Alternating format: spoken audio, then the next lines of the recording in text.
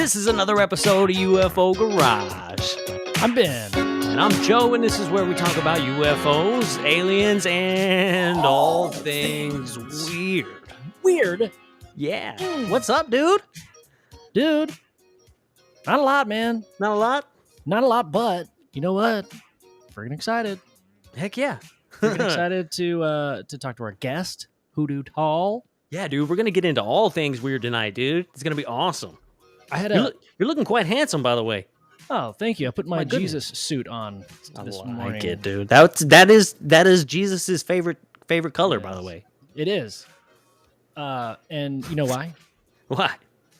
It's because he was a carpenter, so trees have leaves, and they are green as well as my shirt is green. It's blue, buddy. It's a greenish blue, turquoise blue. This is not blue, dude. This is blue, bro. Okay, you got me on that one. What color is the sky, dude? Yeah, you're gonna say the sky's blue too? Yeah, of course I am. God, you're hilarious. Thanks, man. I try. What is up, everybody in the chat? How are y'all doing tonight? We're in for a treat, man. This is gonna be a lot of fun. I'm super excited. We got a guy on that we actually met out in Sedona. And he was talking about filming a lot of stuff and hanging out at Bradshaw Ranch and this and that, and we just kind of met him at a little party while we were also doing filming, and man, we all ended up hooking up, hanging out, not hooking up, we ended up hanging out and driving out to Bradshaw Ranch and looking around that place together at night. That was super midnight. Cool. Right? Yeah. That was pretty badass. And then he showed up in Vegas. And so, that was pretty awesome. We got to hang out with him in Vegas, and then come to find out he had just dropped his documentary. Yeah. And the documentary is called Hoodoo Tall. So joining us today to talk about the documentary and just all things weird in general, man, let's welcome Hoodoo Tall on, man. Yeah. Hey, thanks, guys. Good to see you again. Good to see you too, man. How you doing this evening? Can't complain. It's always a joy when people want me to talk about weird things instead of telling me I'm a little crazy. Isn't it, man? Isn't it? Yeah. It definitely is. It's nice to have like a little group that you can kind of bounce the ideas off of, and you don't have to feel crazy. You know what I'm saying? Yeah, and it's new to me. It's new to me. So I'm definitely enjoying the chances I have like this to kind of embrace it. I tend to learn just as much from talking to guys like you that I do from going out in the field. So yeah, appreciate it, guys. Yeah, no problem. No problem. Well, dude, your documentary has been kind of blown up a little bit, dude. You reached over 100,000 views today. Yeah, and we still really are just kind of shocked on it, not only by how many views it's getting, but by the quality of the comments. Kind of blew me away. There's some comments in there, but we thought the length of it would put people off because this is actually 4 episodes of like a mini series put all together. So it's like 3 hours and 40 minutes. And I thought, yeah, nobody's going to sit down and click play on that. So it was wild to see some of the comments from people who are like paralyzed, saying that like they were so happy to get over 3 hours of enjoyment and being able to sit around that. Like stuff like that was just the biggest kind of shocker. It's amazing that people are as into this stuff as we are, because in my daily life it seems like no one's into it. So I know, it's kind man. of cool. Kind of cool to post online and suddenly everyone's like, "Oh no, I'm into it too." Yeah, yeah. Dude, it feels good when you make something and it makes other people happy. I mean, you're always gonna get the couple negatives, but other than that, dude, I mean, like for the most part, like it just feels so good to like create something that makes people happy, and it's like not only that, but it's also like encouraging other people to be like, "Holy shit, I'm not the only one," and that's really cool. People are starting to bud, and like I was saying earlier, man, they're hungry for the content. It's 3 hour or 4 episodes worth.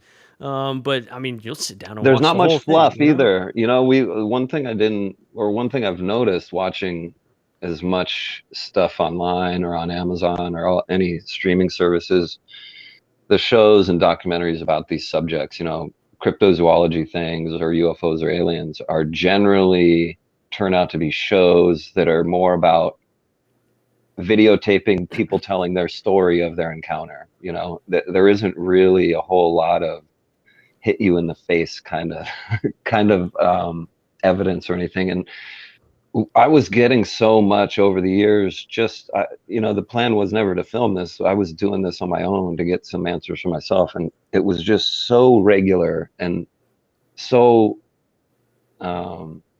I guess I could count on it every time I went out there. It was going to happen. So that's finally why I decided to bring cameras out. But So for those listening, can you maybe explain what it is that you started? yeah, absolutely. Yeah.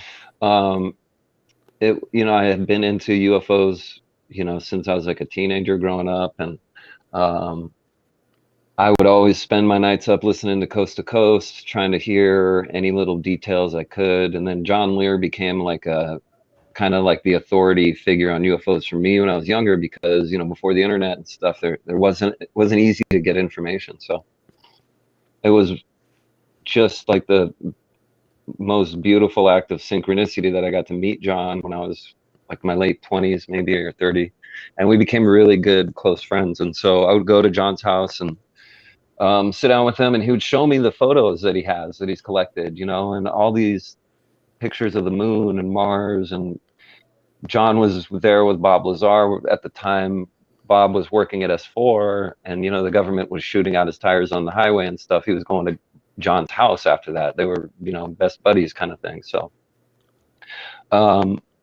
John had pretty much told me enough that I knew UFOs were real at some point. There was just too much there for me to think it was fake. And so I wanted to go to a place where I could see them, because no matter how much he told me, it wouldn't sit right with me knowing they're real until I could see one for myself. So John told me the Rendlesham Forest incident in 1980. He said he knew for sure that happened because he talked to guys who were on the base at the time.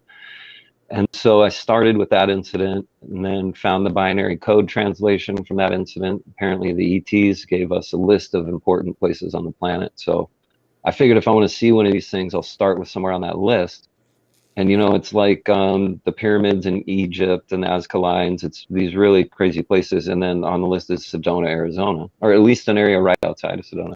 Right. So I thought that's easy enough. You know, I can go camping and just, if nothing else happens, at least I got a good camp trip in. And so I went the first, yeah. So I went the first time probably 8 or 9 years ago. And I went out there to go on Melinda Leslie's tour because I was, you know, when I found out about it, I was like, okay, for sure, I'm doing this. And that was tour number 333. So I mean, what, she's doing like 1,500 or something now. So it was a good long time ago. And we saw a lot of UFOs. I was there for like 3-4 days, and we saw, you know, on her tour, we probably saw 40 or 50 of them. And it was shocking. But I didn't go back for a few years. So I was moving around a bit and stuff. And then finally, I realized how important that experience was to me, to go out there and see them. And I told myself, man, I need to go back there. I need to start doing that every year, because I would do other things all year long, but nothing hit me the way seeing UFOs fly over your head hits you. So, I mean, you guys know, you guys have been out there. Yeah. So it turned into like, all right, I'm going to make a trip in June. I'm going to stay as long as I can. So now I go for 10 days at a time. And now I make 2 trips a year. But from the first time I went, we would see UFOs all the time. And I mean, there was one time I was with my friend in the field, and he hadn't seen UFOs before. So I told him, like, we're going to go out to this field. We're going to look around. We could probably see one. I told him it'd be really cool if one landed. And he was like, yeah, no, I don't want that. So we started walking back to camp, and I told him what would actually be better is if 2 flew by over our head in tandem, because I can promise you there's nothing up there flying in tandem. You know, you can't even argue with satellites doing that. And so he's like, yeah, that'd be wild. And as we were walking, he saw this little sign on the side of the road. And he's like, hey, look at that sign. And as we stopped to look at the sign, he's like, oh my God, look. And from the field we just left, 2 big balls of light came out of the sky and flew along the top of the mountain ridge for, I mean, like 2 minutes. We watched these 2 balls of light just kind of dancing around. And to this day, he's seen a lot of other stuff, but that's still his craziest moment, was it seemed like they reacted to something we said. You know, we said it would be so cool if two would fly over our head, and then sure enough, two of them went and flew over our head. And then I started going alone because friends couldn't make it. The experience was too valuable to me. And then that's when it got real weird. That's when the cryptos started showing up. That's when Bigfoot started following me on my hikes. Then start coming through my camp. And then I started researching that and found Tom Dongo and the Bradshaw Ranch. And it took me a couple years, but then I got Tom's attention and became friends with Tom, and he told me how to get out there. And so the last, I think, like 4 years now, I go out to that ranch on my trips, and every time I go to the ranch, it's giving more. It started with me finding footprints, and there's footprints every time I go, and they're not just Bigfoot footprints. I've seen 5 or 6 at least different kinds of footprints, big round ones like the size of an elephant. Like they've seen dinosaurs out there, and that's what those tracks look like, which sounds just ridiculous to say out loud. At weird two-toed tracks that, and these creatures are really heavy, really big, massive, heavy creatures. And I don't know what to say about it other than the stuff is there. So I just try to put myself in the place where this phenomenon's happening so I can try to get a better understanding of it. Yeah. And by the end of this last trip, one of the creatures showed up in a photograph. I don't know if you want to skip to the last scene of the documentary, but there's this creature showed up in photographs that I was taking at the ranch house. It's a little bit past this, just a couple minutes past it. And this thing is here. If you play that bit, it's just after this. It'll come up in a second. We can't tell if it's a Bigfoot because its body is a little too blurry. I mean, you can see the shape of its eye. Its glowing eyes are the one thing you can't miss in every picture. But there's 2 pictures where its body's throwing a shadow on the house. So I mean, there was a physical thing there. Yeah. However, it's starting to come up right here. Right there. Yeah. I couldn't see it with my own eyes. There's even a better picture that comes up here. Like Whoa. but this shows it was in several shots. It wasn't just one picture I took. Like I was shooting the house. Look at that. Look at the shadow it's casting onto the house. Yeah, dude. Whoa. So we have a zoomed in one. I think if you play it a little longer, it gets zoomed in on that. But I mean, there was a massive creature bent over. It's like hunched down. Look at that thing. Look at that. Wow. It almost looks like a tarantula for a face or something, dude. I'm just like seeing. That's wild. And y'all didn't see it or hear it or anything while y'all were just standing literally right in front of it. Didn't smell it, didn't hear it. But even though when they follow me around hiking or they come through my camp, I don't ever hear them walking. And I mean, you can hear a skunk like 100 feet away from you walking on those dry leaves in camp. You can hear every critter walking. But our last trip, this thing came by our tent last night and was making grunts. Now, this is the first time I've had an encounter where it's vocalized, but you can tell it's a big creature from the sound of it. Like the bass in the sound it made had to be, and the sound was coming from like 8 feet off the ground. Yeah. But speaking of sound, we're getting some like really fuzzy sounds from your microphone. Is there any way you could like maybe sit closer to, or maybe wiggle your microphone? Just maybe check something out. I just want to make sure we get it all clear audio. It's a new set, so I don't know. Let me see. Does that help at all? Joe, are you hearing it? A little bit. Maybe try unplugging. It's in your phone jack. Try unplugging and replugging it back in. Maybe that'll work. It's not terrible. Like it's bearable. If it's maybe this little. Freaking Did that help at all? Yeah, a little bit. Yeah. All right, let me see if I can turn my phone sideways because it was kind of leaning on the cord. Let me see if this helps. Yeah. Or this sounds any better. Because now it's still doing it. It's not perfect, but it's not unbearable for me. Just adds a bit of mystery, maybe. Right? Yeah. Yes, dude. Or if I take an earphone out, is that better? No, it made it worse actually.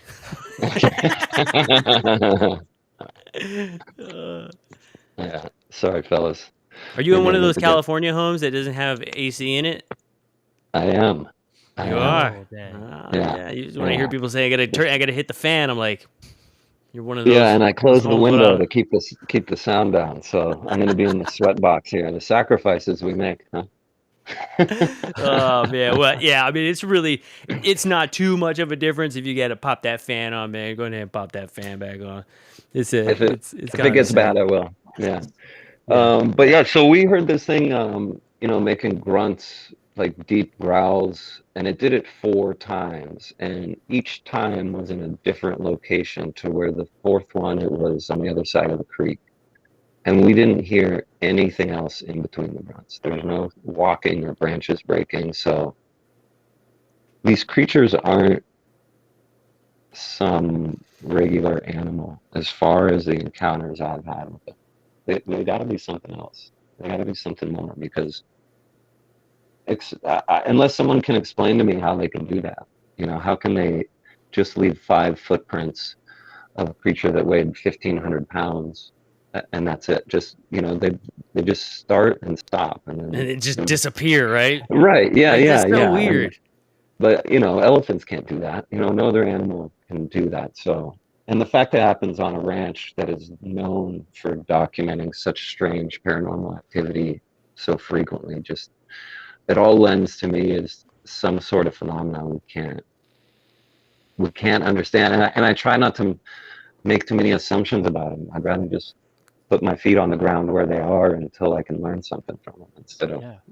Yeah, Dude, the assumption thing is difficult, right? Because it's like you can assume all you want to, but then you can also go and find like a real scientist and then bring right. him with you, and then all he's gonna have to do is assume too, because he's gonna be like, "What the fuck? I don't know." Like, like That's right. Yeah, yeah. how And did this 1,000,000-pound animal make 5 footprints and then disappear?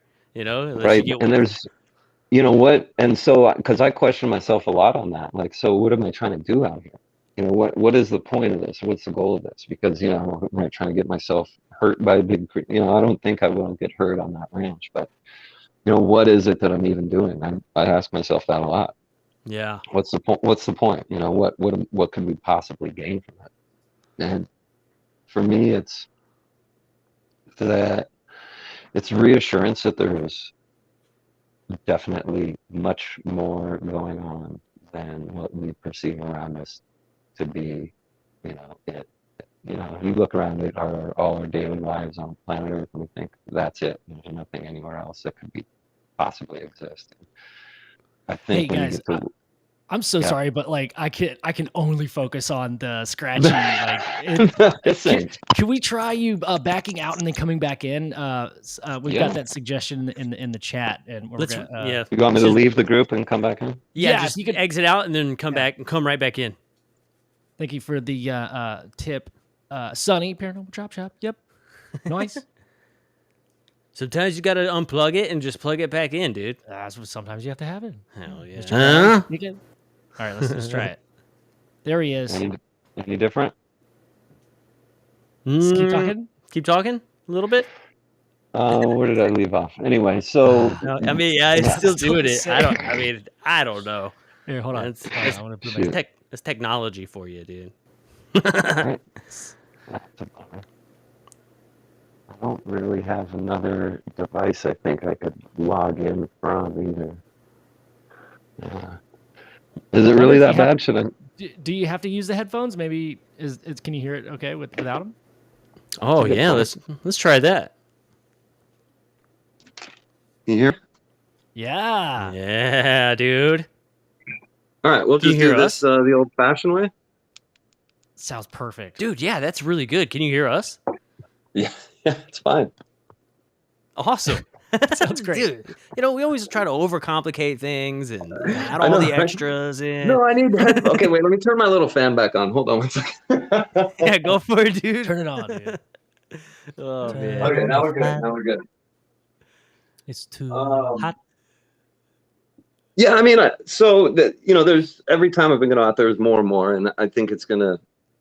I think if I keep going and I keep having more experiences, maybe I get like some larger understanding of all of it instead of I think a lot of people go out there and try to force an experience to back up their own thought. Like somebody thinks, well, I think the Bigfoot is evil. And so they go out there and they specifically look for things to try to back that up. And it's like, you know, you're going to get it nowhere. So I'm trying to take a very unbiased, go out and collect experiences and see what picture those experiences paint kind of approach. Dude, Yeah. that's funny. Funny you bring that up because the sightings that I used to see all the time have like, dude, it's like barely anything, man. And I feel like I've been thinking about this idea that the more you evolve an idea of what you think it is and like get set in your understanding, even though I try to like look at everything very openly, I think I still have this lens that I'm building layer on layer, and the more that I do that, I'm like seeing the phenomenon a lot less in real life.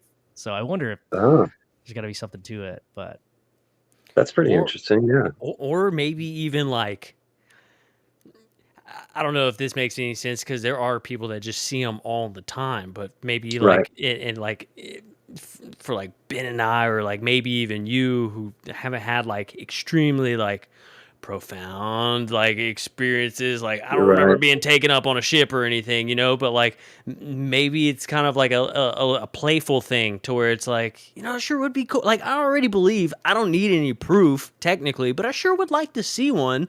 You know, you kind of come in with that mentality and they're like, oh, here you go, fuckers. Like, you know, and it shows you a few times enough to like really hook you in, and then you're like, okay, this is right on the money. I'm definitely seeing stuff. I know that like this isn't just like in my mind or seeing a satellite or something. I know that I've officially seen something.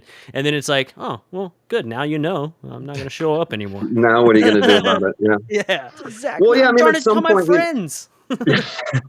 You know, I think that happens a bit with me when I used to count how many UFOs I'd seen. And I stopped at 1,000, which was a couple of years ago, because when I started going for 10-day trips, I mean, you know, you could catch anywhere from 10 to 100 a night out there. So I got to 1,000. I was like, okay, this is pointless.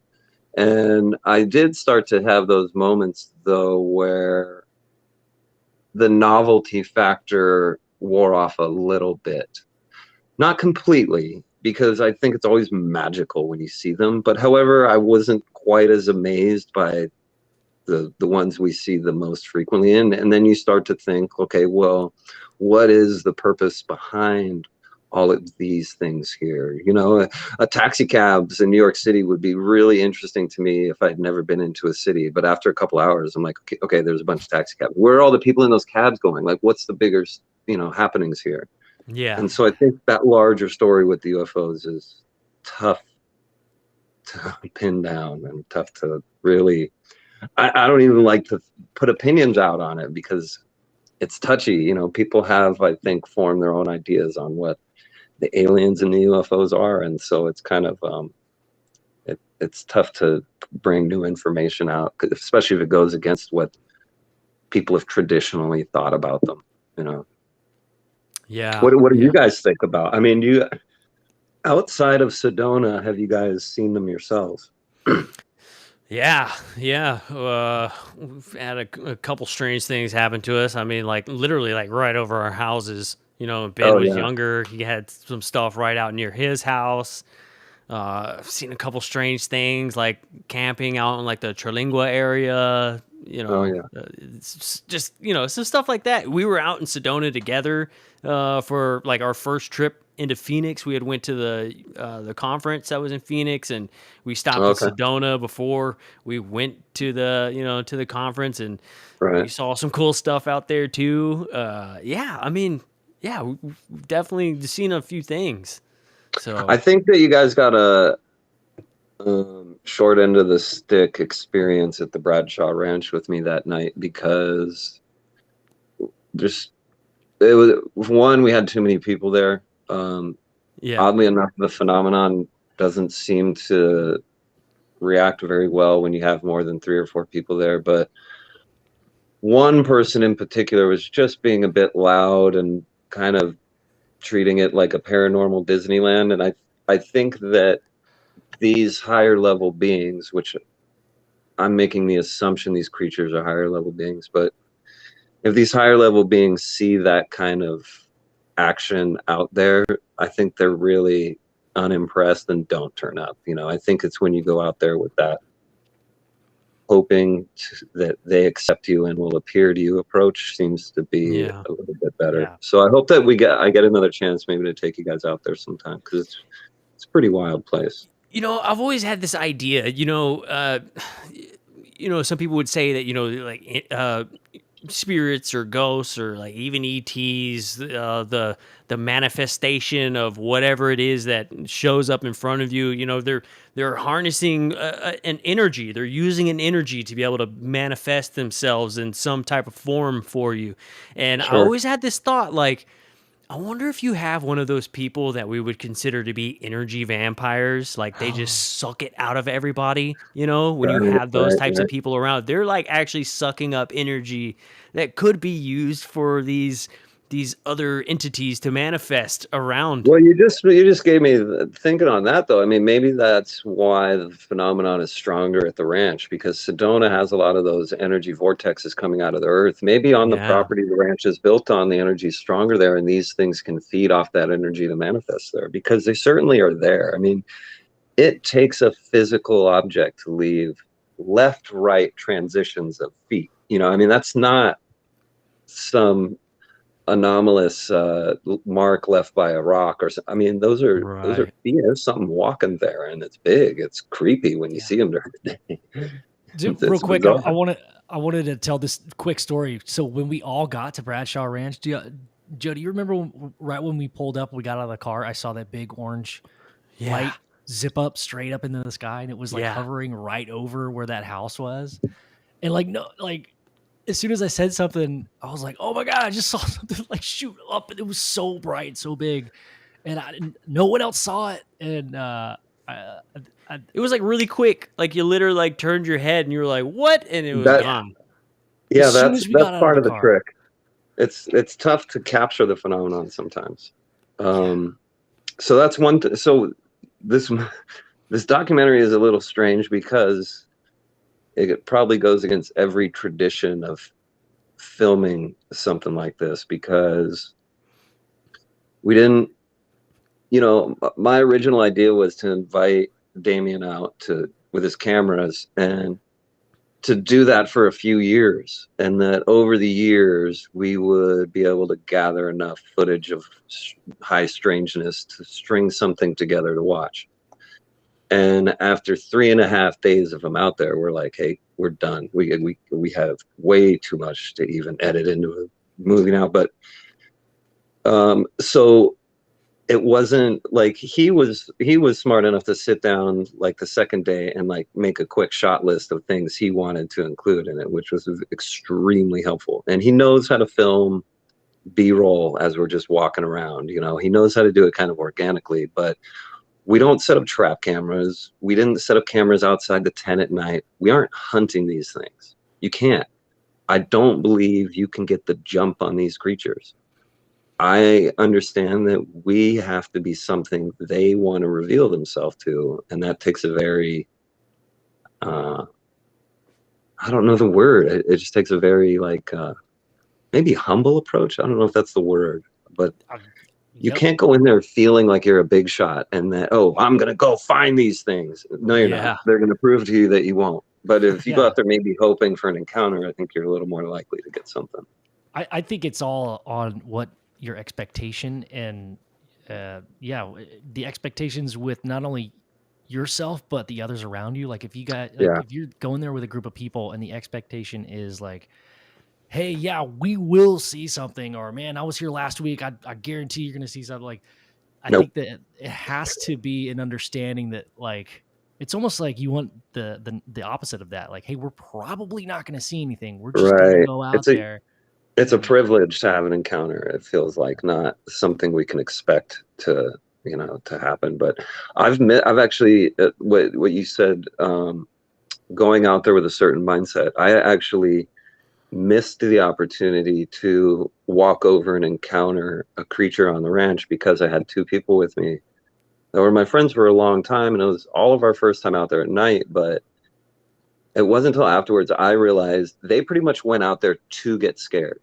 You know, like when kids go to like a haunted house, like you go there looking to get scared, and when you hear or see something, you spook, right? And you run away like a Yeah. kid's looking at haunted places. And that's what happened. Like as soon as this creature came out, and it's I talk about it in the documentary, but I mean, it was a good 15 or 20 feet tall because I saw its eyes looking at us after it made all the noise, but Whoa. it was beating on a structure within a whole tree log. I mean, this thing had to be so big. Like it sounded like the house was being torn down.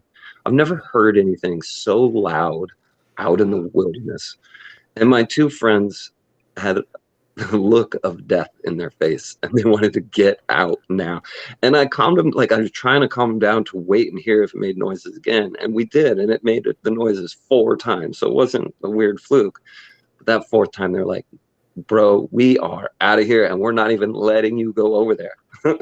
So it is trippy because you do need to be wary of who you bring with you if you're looking to do something specific. Like if I'm specifically looking to have an actual like handshake encounter, which a creature that I think looks like Chewbacca, because that's just, you know, to me, I want a friendly thought when I'm out there. So I think of it as like Chewie. I can't bring somebody that's going out there to get scared. Yeah. Because they'll get scared as soon as that thing even makes a sound, you know. Right. Yeah, you had you made an interesting comment earlier about how, you know, you would hope at least, but you get the feeling that, you know, nothing out there would, you know, is there to kind of hurt you, you know. Right. It kind of seems like that sometimes. I mean, there's a scene in the documentary where there's regular terrestrial shit, like, you know, that will hurt you. You know what I'm saying? Like the rattlesnake. You know, like so. I mean, you're 100% right, and that's why even though I had my own personal, really nerdy reasons for wanting a suit of armor, I mean, it justified me sitting and making myself a protective layer for those terrestrial creatures. I think those are the only things I actually need to be wary of when I'm out there. Always and wanted yeah, I a was in suit of armor. quarantine. I mean, dude, I always Dude, did. it's so I never cool. had a reason. Never had Dude, a reason to own one.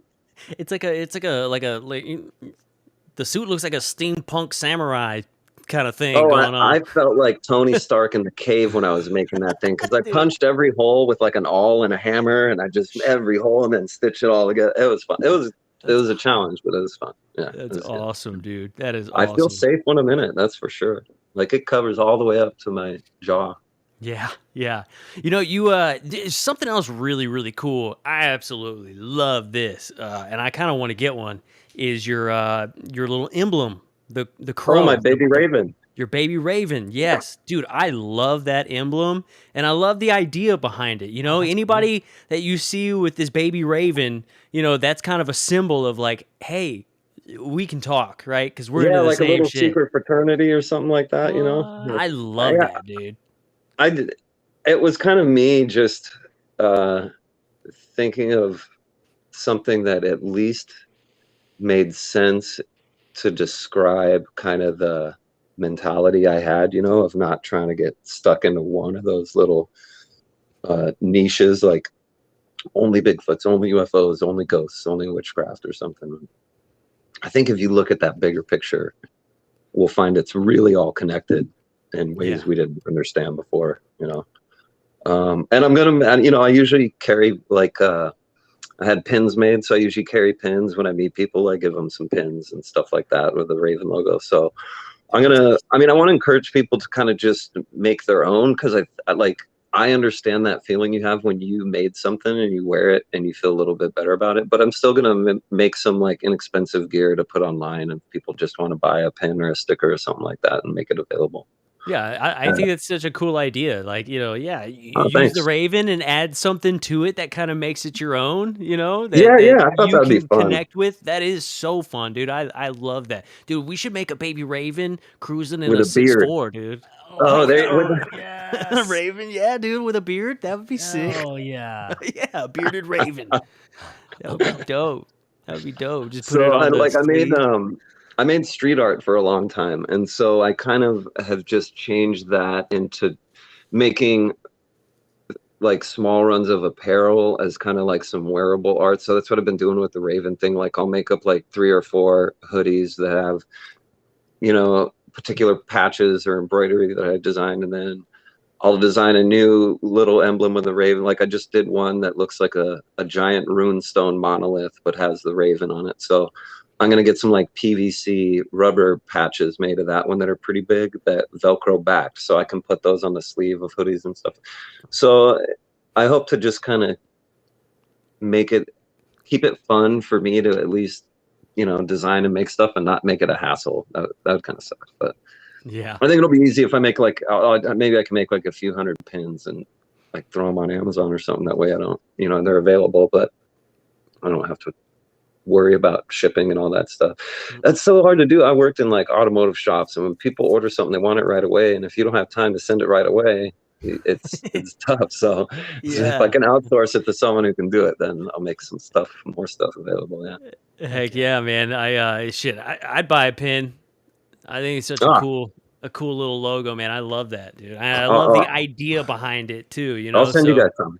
I'll message me your guys' address, and I'll send you guys some. Yeah, that'd be cool, man. Heck yeah, yeah, heck for yeah. Sure, I'll rock it for sure. Dude. Yeah, that's awesome. I love that. I got to compete with your UFO garage logo, so I had to come up with something cool, you know. Yeah, man. Yeah. That's Ben's beautiful creation, man. He's a hell of a graphic artist, and so I mean he does it for a living. So you know, we lucked out. Considering he's the graphic artist, I don't think you should be giving him crap on the name of the color of his shirt. Yeah, he tell you what color that is. You don't tell him what color that shirt is. He's guessing. He doesn't know. It's teal.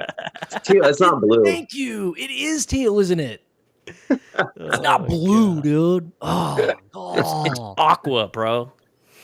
Yeah, not blue. So, what is your guys' kind of thought on the source of these crafts that we see flying around? Because I went to Sedona to see if it would back up like where my train of thought was. Like my train of thought was going a certain way, and I was like, well, if that's true, then these things there's got to be a lot of them all the time.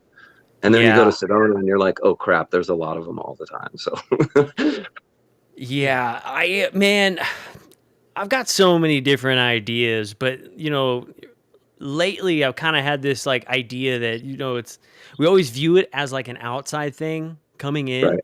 Right.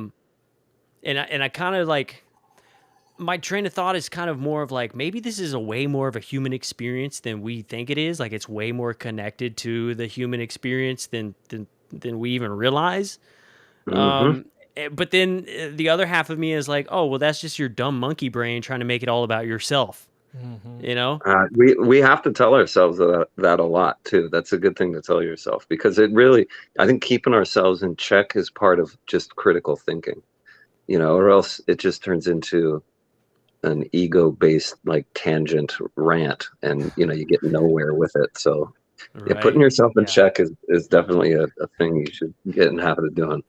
Yeah, like, it's all about me. I'm the only person in the universe. But yeah, no, your thought that they're part of the human experience actually lines up quite a bit with the train of thought I've been on lately. That, I mean, I don't think they're aliens from another planet that on their own developed technology to the point where they made craft that they could travel to Earth doesn't make sense to me.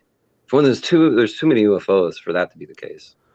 And if that was the case, they would be, the interactions between us and them would be very different. I think they would be much more hidden. You know, they wouldn't want us to know they're there. And I think there's more to it than that at the moment. Yeah.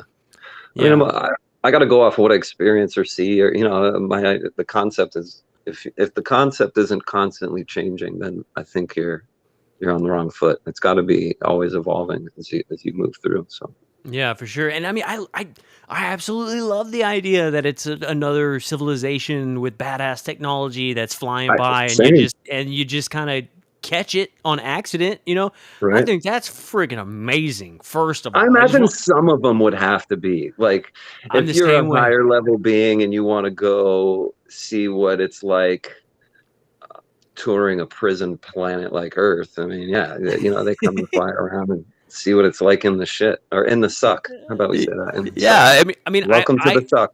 I would have to assume that it's not all the same thing. Right. And I always, me and Ben always talk about this, how like maybe in our search for little green men and a flying saucer, we actually found way more than we thought, but we're still thinking about little green men and flying saucers, and like we Right. haven't made it to like what we actually have found. Now we did actually find those little green men and saucers, but we've also found a lot of other shit, and now we're just confused ourselves to where like we're just assuming it's this one thing, but I think it's multiple things that we're starting to observe and see, and maybe whatever it is or they are is also noticing that, and maybe there's just there's more action happening, like maybe Right. as a whole human civilization is becoming more aware of the situation. It doesn't Yeah. necessarily Yeah. mean we're smarter or more mature. We're just now becoming aware of it, and Well, that's now setting we this. have the technology that lets us be more, now we just have the option to share information so much more that it's like we're being given yeah, like you said, it doesn't mean we're any smarter, but we have the option to share a lot more now to give us the opportunity to get smarter, I think. Yeah. What is your thoughts on the reincarnating souls idea? Ooh, that's interesting, man. I think I'm on the train of thought. At least I'll take a train of thought all the way to the end of the tracks just to see where it led. Doesn't yeah. mean I'm married to it or that's what I believe. Yeah. I think that's part of the process. So at this point, I'm kind of under an impression that possibly these craft are related to the human experience in the sense that they're the infrastructure that keeps the process here going. That process being souls reincarnating so that they can eventually mature enough to graduate this low level existence and go live on a higher level like the beings in that craft. Dude, Yeah. you just said something that I fully resonate with right now with my train of thought of like, I've been working on this idea based on a dream that I had. And that's what I I was feel doing. like the real truth is going to resonate with all of us when we hear it, Yeah. Like, I And feel like when we hear the truth, it's like, oh, that's real, dude, okay. So What was your dream? let me explain. So my dream was I'm like kind of standing on this kind of platform. You remember that scene in Star Wars where they're on those floating circle platforms, and Yeah. they're like, and there's all these rows out The behind them. Galactic So they're like, Federation. Galactic Federation. And then you see like ET like partying downstairs with like Yeah, and then throwing Mardi Yoda has a Gras. lightsaber fight in there and all that. Yeah. Yeah. They're like throwing Mardi Gras beads. It's a riot. So I'm like on one of those platforms, and to my right is a tall gray alien, like typical. I mean, just dreams, right? And he hands me this coin, and on one side, it's like this red velvet.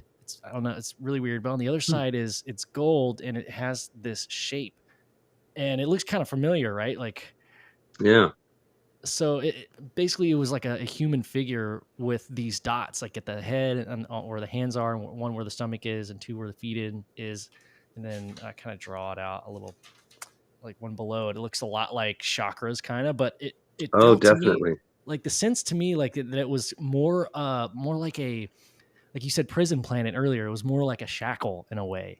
So Yeah. but it wasn't like a negative vibe that I got, but that's the imagery that I Oh, got from the dream. And then that kind prison of planet being, people could take that word or phrase and run with it in the wrong direction. So let me maybe explain that a little better. If you can understand the idea that, let's just say hypothetically, the three of us, right? Our souls that are incarnated in these bodies before this life, the three of us, let's say, actually existed on a higher level than this one. And in that life, we existed for a long time in a utopian type place, but we learned that there were even higher levels than that. And at one point, we all decided we wanted to access those higher levels to gain even more privileges than we had, say the privilege of having a UFO or being able to travel in dimension, whatever the privileges could be. So then the watchers would say, the reason you don't have those privileges is because your soul still has some little bits of baggage that it picked up over all millions of incarnations. So if you want to get rid of that baggage, you can go to this through this program that gives you the chance to get rid of that baggage. Doesn't mean you will. You could add to it and you could get stuck in that program for a whole long time. And however, you're given the chance to do it. And when you do it and die, then you would have graduated upper level. And so prison planet means when you're in a utopian society, knowledge is instant. You're like plugged into the hive of knowledge, right? So you have all knowledge. You don't need to think, because as soon as you want information, it's there. So when we're disconnected from that and put on a rock like this, where almost every thought we have is probably based on our own ego or some self-driven thing, like prison compared to a utopian society. So I mean, it's not like only bad things happen here or that type of thing when I say prison planet, but relative to a hive mind utopian society, this would seem like a prison planet for sure. Dude, I resonate with that 100%, because the feeling I got and the ideas were not negative. It was just like, I mean, what you're saying is, yeah, that makes sense to me. And the watcher thing, those are like kind of the, you know, hey, let's just make sure that no one from the outside sneaks into this training ground and you know, messes up. Or they let the people sneak in as much to keep the biome going. You know, it's like because there are people sneaking in and out. There's renegade aliens and reptilians. However, at some level, they're definitely being allowed to do it. But to us down here, it seems incredibly evil and dark and sinister. But, you know, it's much like the way like our own society works with clearances in the government. You know, you're at the bottom, nothing makes sense. But when you're at the very top, you understand the decisions being made and how they trickle down and affect everything else. So it doesn't seem as bad when one little root of that tree goes rotten. You know, it's, well, we had to get that was to sacrifice for all the other ones to work out. So, you know, you can hear stories of whole planets being destroyed and those souls being spread out to other parts of the universe and stuff like that. And I've read those books and reports, and I imagine to the people on the planet that was destroyed, it seemed like the worst thing ever. But if they knew that they were going to be seeding future worlds or things like that, yeah, probably benefit for the long run. So, you know, it's kind of, people say the Bradshaw Ranch is cursed, right? Yeah. And I think, why do you say that? Because there's giant footprints walking around. And what does cursed mean to them? Right. The fact that there's a Bigfoot walking around and they're afraid of a Bigfoot, to me, that doesn't mean it's cursed. You know, it just means you're afraid of it. And so and I think getting over our fears is one of the tricks of encountering these things out there. Yeah, for sure. That acceptance of the whole thing. Right. Yeah. I mean, dude, there's a lot of stuff where like I'm so curious and very like open-minded, but you know, it's always different whenever you're put in that situation, you know. Oh yeah, your open-mindedness becomes like, oh fuck, am I an idiot? Why am I here right now? And trying to contain that and focus and be like, okay, there's a Bigfoot, I'm not gonna freak out, right? Like that's gotta be like I've gotten to give people that experience on accident, and only one time did I kind of feel bad about it, and it was maybe 2 years ago, and I was on Melinda's tour, and I brought this girl I know, Olivia, on the tour because she really wanted to see UFOs, and I kept telling her, like, it's not scary. Like, you'll see them flying way above our heads. Like, there's nothing to be afraid of. You know, you guys have seen them out there. Like, it isn't a close encounter. Feels safe every time I've gone. So she was fine with it. And then we go on the tour, And Melinda will tell you, like, it was one of the craziest nights she's ever had. Like, this UFO kept flying low over our heads like 6, 7 times. Like, it was really bizarre. And you could Whoa. only see it with night vision, but without night vision, we could still bounce our laser off it. So you're bouncing your laser off of nothing in the sky. And What?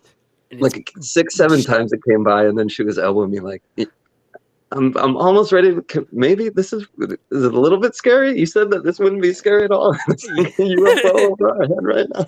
And I had to yes, tell her, like, dude. yeah, that was not at all regular. That was not what happens the rest of the trips we were out there. And Oh so yeah, my it's you can't expect it.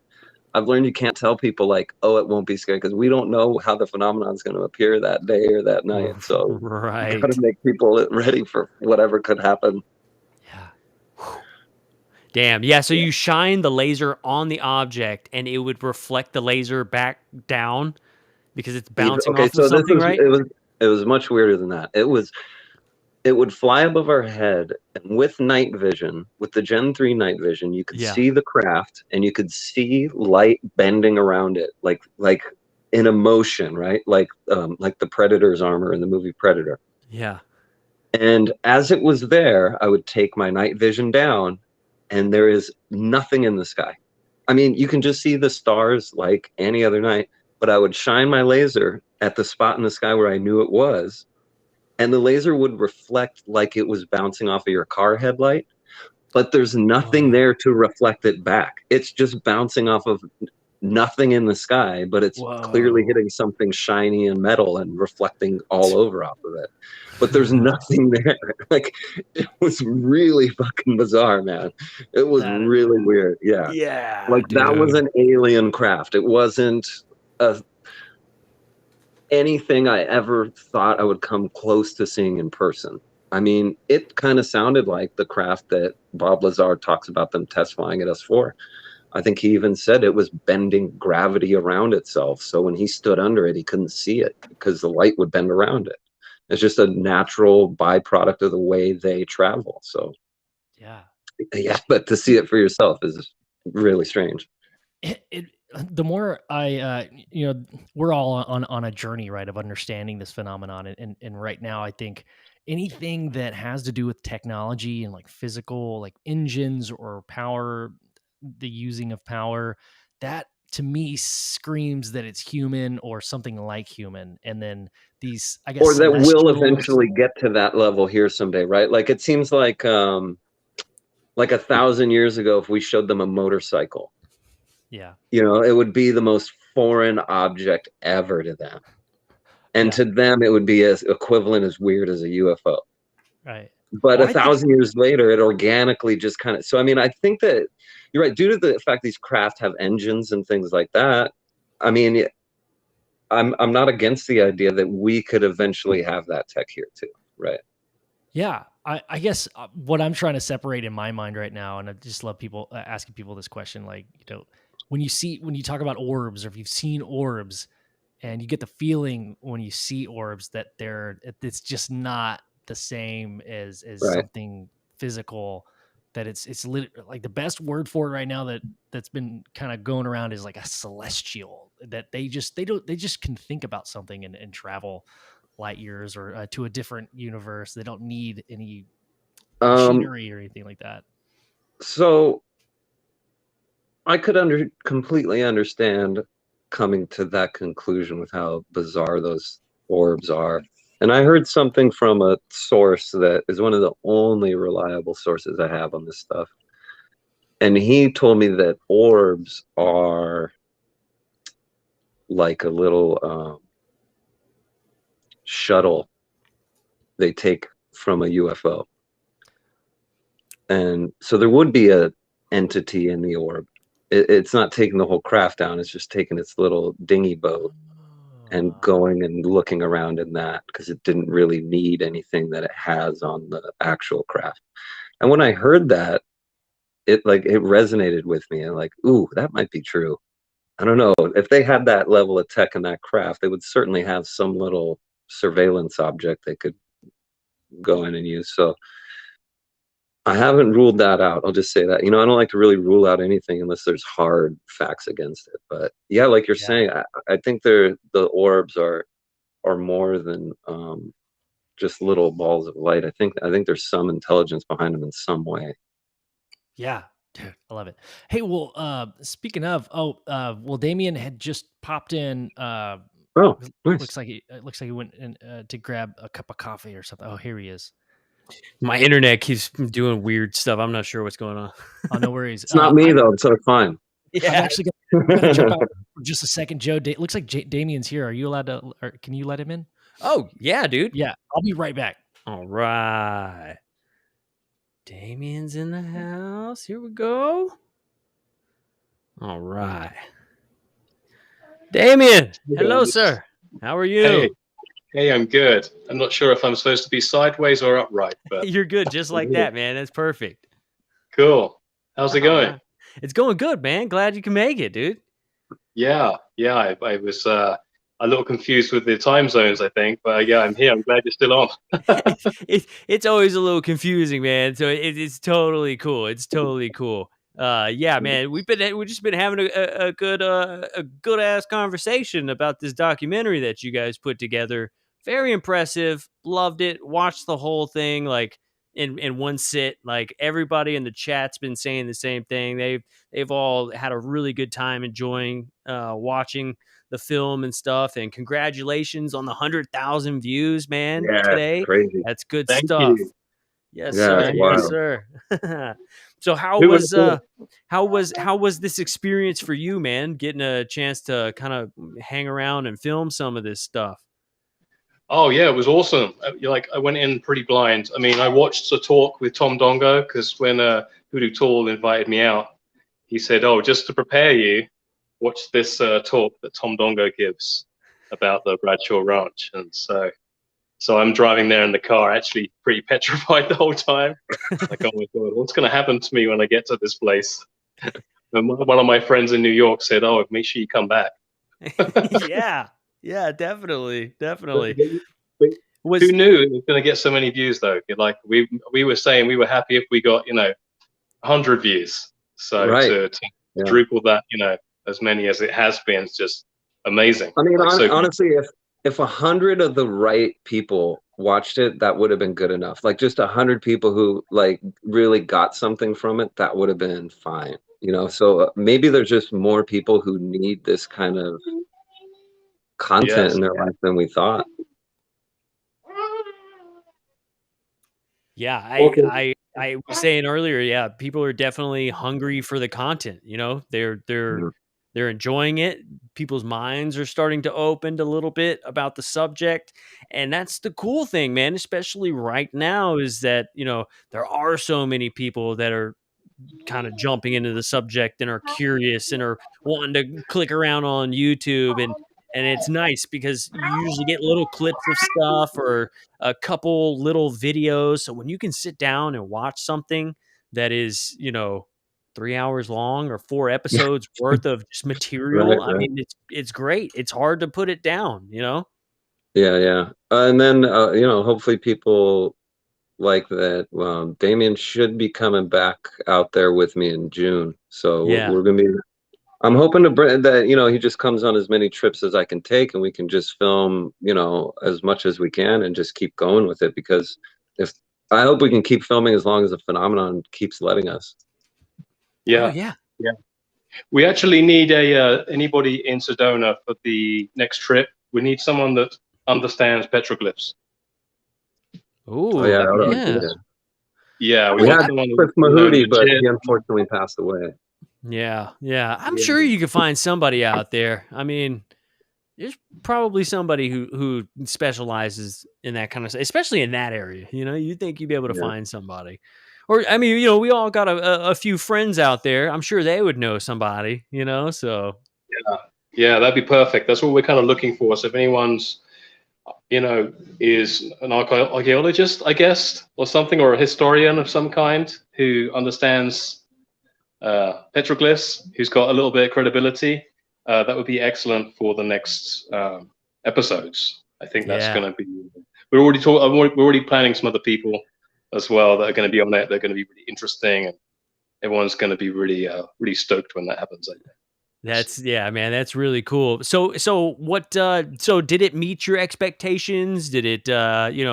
Was it lower? Was it higher? Was it? What was your feeling after you finally got out there and got to kind of experience some stuff and kind of hang around it for a while? I mean, yeah, it did meet my expectations and more because we actually captured I don't know what on at the end of the film. I don't know if people have watched the whole thing through. I had them bring that picture up. I had them bring that picture up on the show here, so they saw it on the show. Yeah, that was wild. That was terrifying.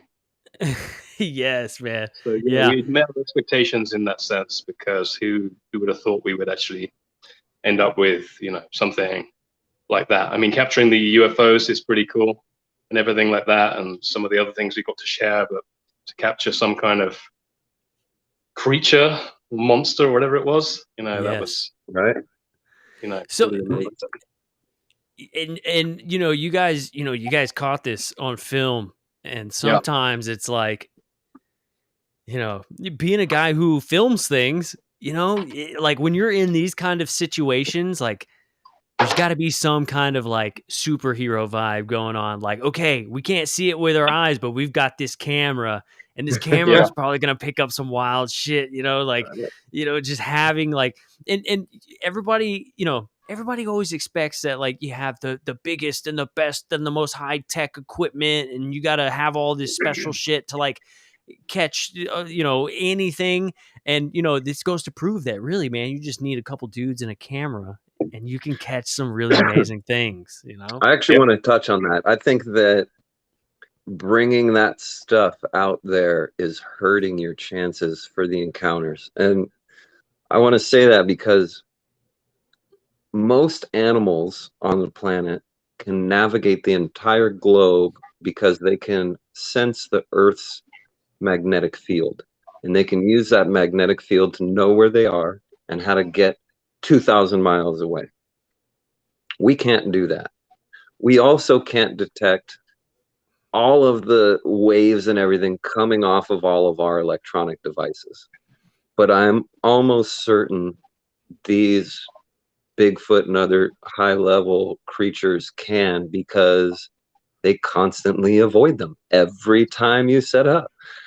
And I think that, and this is even more important because I don't ever hear people talk about it, but I'm confident that the Patterson-Gimlin footage was captured because he was using a mechanical camera, and the creature didn't really realize it was being filmed at the time, so it just kind of walked off instead of doing some things that it does around electronics. But I think people should feel encouraged to go out without anything, because you're going to gain something from the personal experience. It doesn't have, we only came up with this documentary because there was so much evidence. All we had to do was point our cameras at the ground and at the sky and walk around. I don't encourage people to try to go out and experience this stuff so they can necessarily capture evidence. They should do it for the value they're going to personally gain from the experience.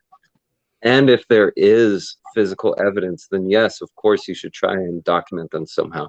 But don't make physical evidence your reason for doing it. Yeah. Because you'll be disappointed. You really will. It seems like, and this is what I loved about the documentary that you guys did, it seems like all of society is looking at people like us to provide proof that this stuff exists. And really what we should be doing is we should just be encouraging everybody to go see it themselves, for Send that out exact a flock reason. of baby ravens. Yeah, exactly, man. Exactly. And I think it's that's funny to me that the U.S. government decided to make a panel or like a team of people that investigate UFOs, and I'm sure they don't even have one person out in Sedona that watches them every night. It's like, so they go to study things, and they don't take what seems to be the logical approach to studying something. So yeah, you're super right, and there's that. I don't know how to present this. I didn't know how to share this or tell people that This stuff is it's as real as the nose on your face if you go to the spot to see them. Just like whale watching. If you want to see whales, you go whale watching, right? Right. And I would tell that to people who ridicule me when, especially like I was at a time when I'm trying to go on dates and stuff, and I bring up the fact I like to go watch UFOs. That's an instant deal breaker, and I'm a psycho. And I'm like, well, how's it different than bird watching? If you like birds, Yeah. how is it? I'm not making it up. They're there, and I'm just going to see them. Like, is it Yeah. that weird? Hopefully people can normalize going to see them for yourself instead of being made out to such a weirdo that because you know they're real. I mean, Yeah. and I tell all those people, oh, I'll take you to see them. If you don't think they're real, I'll just take you to see them, and you'll know they're real. And nobody go. And a lot of that too is like, dude, you like, that's a good place to go to see stuff, but yeah, you don't technically even have to go anywhere. You can just go outside, right. look up, but you know, you can't just go outside for 15 minutes and be like, nah, I didn't see anything. It's all bullshit, right? You got to put in the time, go outside for a couple hours, look up. You know what I'm saying? It's not that hard to grab apps that track satellites and airplanes and just put them on your phone and just keep track of it, you know, and you'll be surprised what you can see if you just go out for a couple hours and just look. Yep. There's got to be an analogy. And well, first off, hey, Damien, what's up? I hopped out right before you hopped in. What's up, dude? Thanks for joining us, man. But yeah, like an analogy would be like, yeah. An analogy would be, so I've got family down on the Gulf Coast, and they swore like for years that when they were a kid, they saw a manatee swim in the Gulf of Mexico, like when they were a kid. And they were like, I swear, like it was a bunch of me and my friends. And then there was like folklore that, yes, there's like a manatee or like one pod of manatees, but they're super rare. Well, after a hurricane, a recent hurricane, I don't know which one, it was a couple years back, a manatee swims up into the Gulf Coast where my family lives, near Baytown. And these researchers like capture it and they do all these tests on it. And it turns out like that's why like a lot of them migrate along the coast to get away from these hurricanes. So what was once like folklore, like, oh, there's a pod that lives here. No, they live here. But no, it's just they're getting away from the hurricane and then they swim back to Florida. Like, I don't know. I'm thinking we have some urban legend that just had a logical explanation to it, huh? Yeah, but so like if you really want to see a manatee, don't go to the Gulf Coast. So, like don't go to where they're rare. Yeah, you gotta go where they are. That's right. Yeah, and to me, the Bradshaw Ranch is where the cryptids are. It's where there are physical, what we would think of as monsters, walking around on the ground on a consistent basis. And there's never been a report of a person or animal being hurt on the ranch. No mutilations, none of that. And that gives me a lot of confidence in going out there, especially at night. The phenomenon isn't hurting anyone. You know, we talk about terrestrial things, obviously, but so I think that's a big draw for me personally. Is I do, and man, the first 5-6 times I went to the ranch, I was just always felt creeped out. Like it's just a weird, but then I started to realize like it's just different. Like you just feel different there. Like just get used to how it feels there. And now when I go there, it's extremely comfortable feeling. Like I can feel like I could just post up and sleep in the house and I wouldn't be bothered at all. So it is a bizarre process to adjust yourself to the way it feels to be in those places. But like you said, if you want to encounter them, you got to go to where they are. You know? Yeah. Do you guys have any plans? You know, we were talking about all the equipment and stuff. Damien, do you have a mechanical camera, dude? Y'all have any plans of maybe getting something old school and bringing it out there? To find like an old mechanical video camera. That would be cool. I actually do have mechanical cameras because it's my job to take photos. So I collect vintage cameras. Dude. So I have real cameras, real film.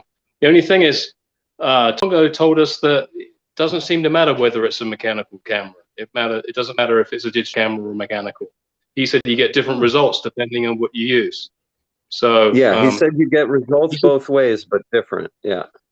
Yeah, I mean, you could take a mechanical camera and get no results. You could take a cell phone and get Correct. no results. You could take an expensive camera like I had and get no results. What you're trying to shoot could be hiding from you the entire time. You could be turning the camera like this. It could be walking behind you and just hiding.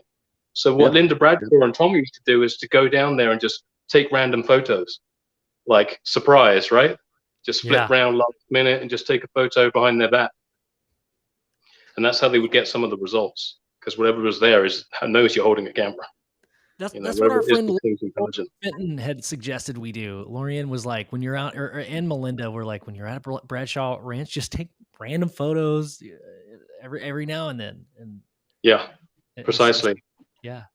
But we can try a digital. We'll try a real camera too. Why not? I have some kind of vintage thing in there that we could use. Why not? We'll buy a film for it. You know, I tried a Polaroid camera out there. ISO, they're quite expensive. You have to get special film, and that special, very light sensitive film, because you're talking about going at night. So right. I want the one with the hand crank. I want that one. You set up a tripod and like fucking a big ass light bulb that explodes. It just lights everything up. Did you guys ever? Do you guys familiar with the Billy Meyer case? Yeah. And, I mean, he got all that video footage with the hand crank mechanical camera. Oh, but really? that's all he had. I mean, he was limited, I think, to the technology at the time and stuff. But to say a guy with one arm faked those videos while he was cranking the camera is a little crazy.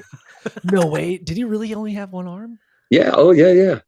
And when he was a younger guy, he was on a bus and he fell asleep with his arm out the window and there was a crash and that's how he lost his arm. Yeah. No. And then he was like ready to die. He was just wandering around the towns in the Middle East, like pale. And then somebody recognized him because he used to be a real badass and kind of helped him get back on his feet a bit. Yeah. Oh my. Yeah. Billy had the craziest life, man. That guy. Crazy. Damn. That is pretty wild. Holy shit. And his videos have been analyzed by Kodak and all these people, and it's always comes out to be genuine. Always. They've looked at whether or not those ships were made out of models, and they proved the size of these ships are 40 feet across. They're not miniatures. I mean, they made miniatures and shot photos to be similar so they could compare what they look like. And then people take the photos of the miniature they made and be like, oh, look, it's a fake. Like, no, that's the miniature they made to compare to the real photo. So there's a lot of nonsense people spew about Billy, but I mean, he captured just thousands of pictures and video of the Palladian, the Plejaren, he called them. You got to be careful when you Google some of this stuff because some of these are like recreations that are not exactly like the. And the government has spent so much money trying to make Billy look like a fraud. Even when he was active, I found out from John Lear that what the government was doing was they found out where Billy was getting his photographs developed, and the government was going and putting fakes in with his real pictures at the development place so that when he got them back, he would come out with pictures he thought he took, and there were one or two fakes in there, which, when he got a pack of photos, it didn't register that one wasn't one he took. Right. And so then people would call him out. Look, this is a picture that's known to be fake because here's the original. And it's like, that's great. You did that math really quick to come up with all that. You found like there's a photo of two women and he says they were Plejaren and it turns out they're from the Dean Martin show or something. But that was just one of the ones that was put in with his, and one of the dinosaur pictures and stuff like that. It sucks that like the bad apple ruins the bunch. It's that saying, like, man, you could have like all the evidence in the world in that one. And that's the funny thing about Billy. So, okay, if he's fake, that means he's the world's best at faking videos. He's the world's best at fake not even computer graphics, real actual trickery. He's the best in the world at faking photos because they were passed as genuine. Metallurgy, because he's come up with metal samples. Other types of vegetation and fruit he's come up. Like, he has to be the world's best hoaxer to have pulled off the stuff he does, and he's this one-armed quiet man who lives in the mountains in Switzerland. So it doesn't really add up that he faked it all. The sound, the audio recordings of UFOs, like he had to have faked all that audio too. He would have to be a brilliant audio engineer to do all. Like it doesn't make sense he faked it. Yeah, there was no Photoshop there as well. People probably don't understand No. today, but then there was no way to really. I mean, they try to say things like was. he was hanging the UFO from a string on a branch that you couldn't see off the camera and stuff. So Billy would go out and take pictures that show mostly the whole sky in his next group of pictures and stuff like that to show people like there's no branch holding it. It's really there. Yeah. Dude. That was 30 years he did that.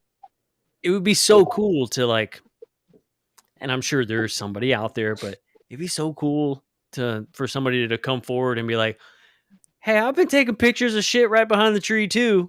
That's 40 foot long, yeah, but why don't they do it? Because it's going to ruin their life.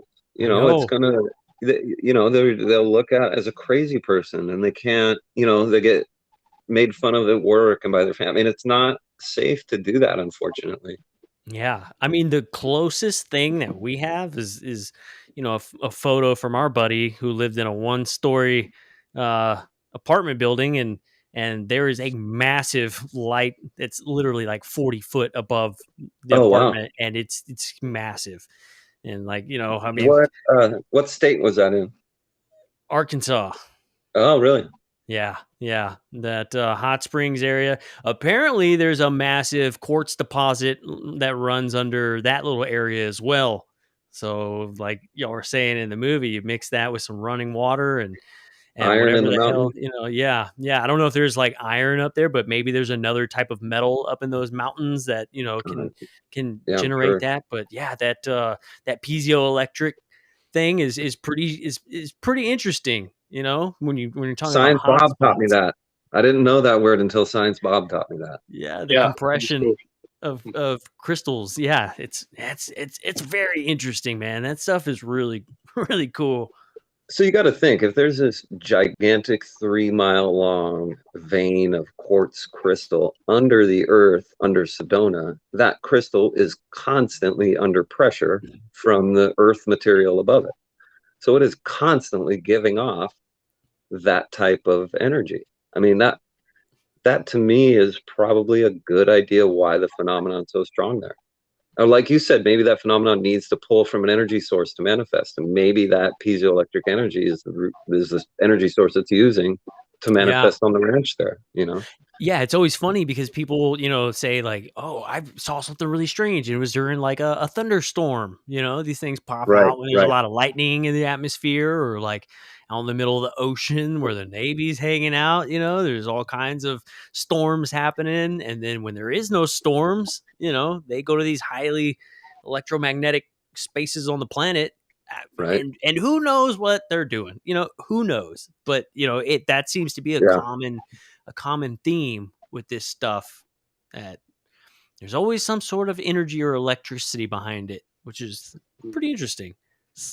So I came across this video today. Someone was explaining why when you bite into a wintergreen mint, one of the white ones, why does it spark?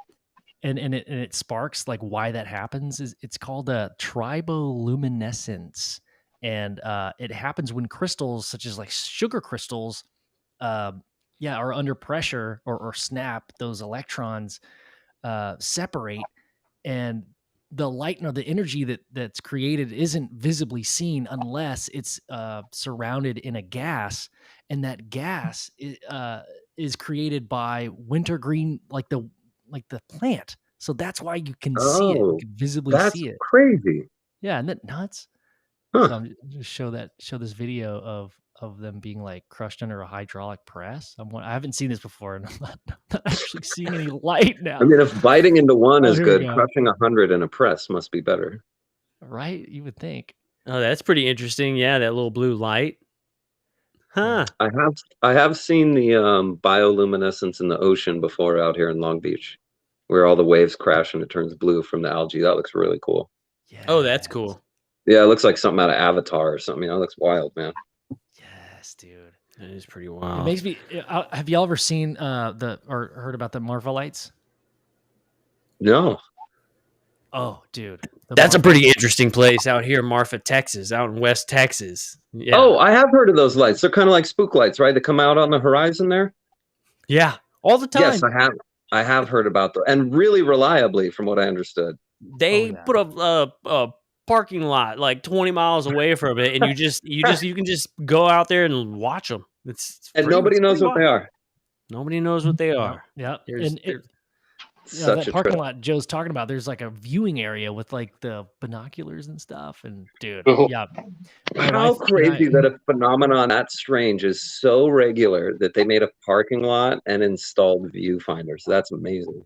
Yeah, you just go out there and watch them. Like, yeah, we're gonna go see the Marfa Lights tonight. Dependably, like it's like an Old Faithful type of phenomenon, dude. Like you may just see like 1 or 2 that night, but then you may also see like 20 that night. Like it's just crazy, and they're just floating around the hill, and people are like, "Oh, those are cars or lanterns or like, balls of gas, balls of gas." And it's just like, dude, gas.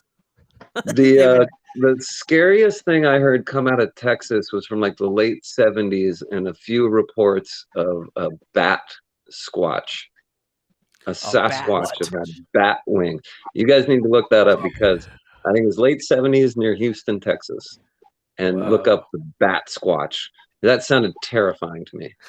I'm not afraid of many cryptos, but a bat squatch, I'd be pretty freaked out by that.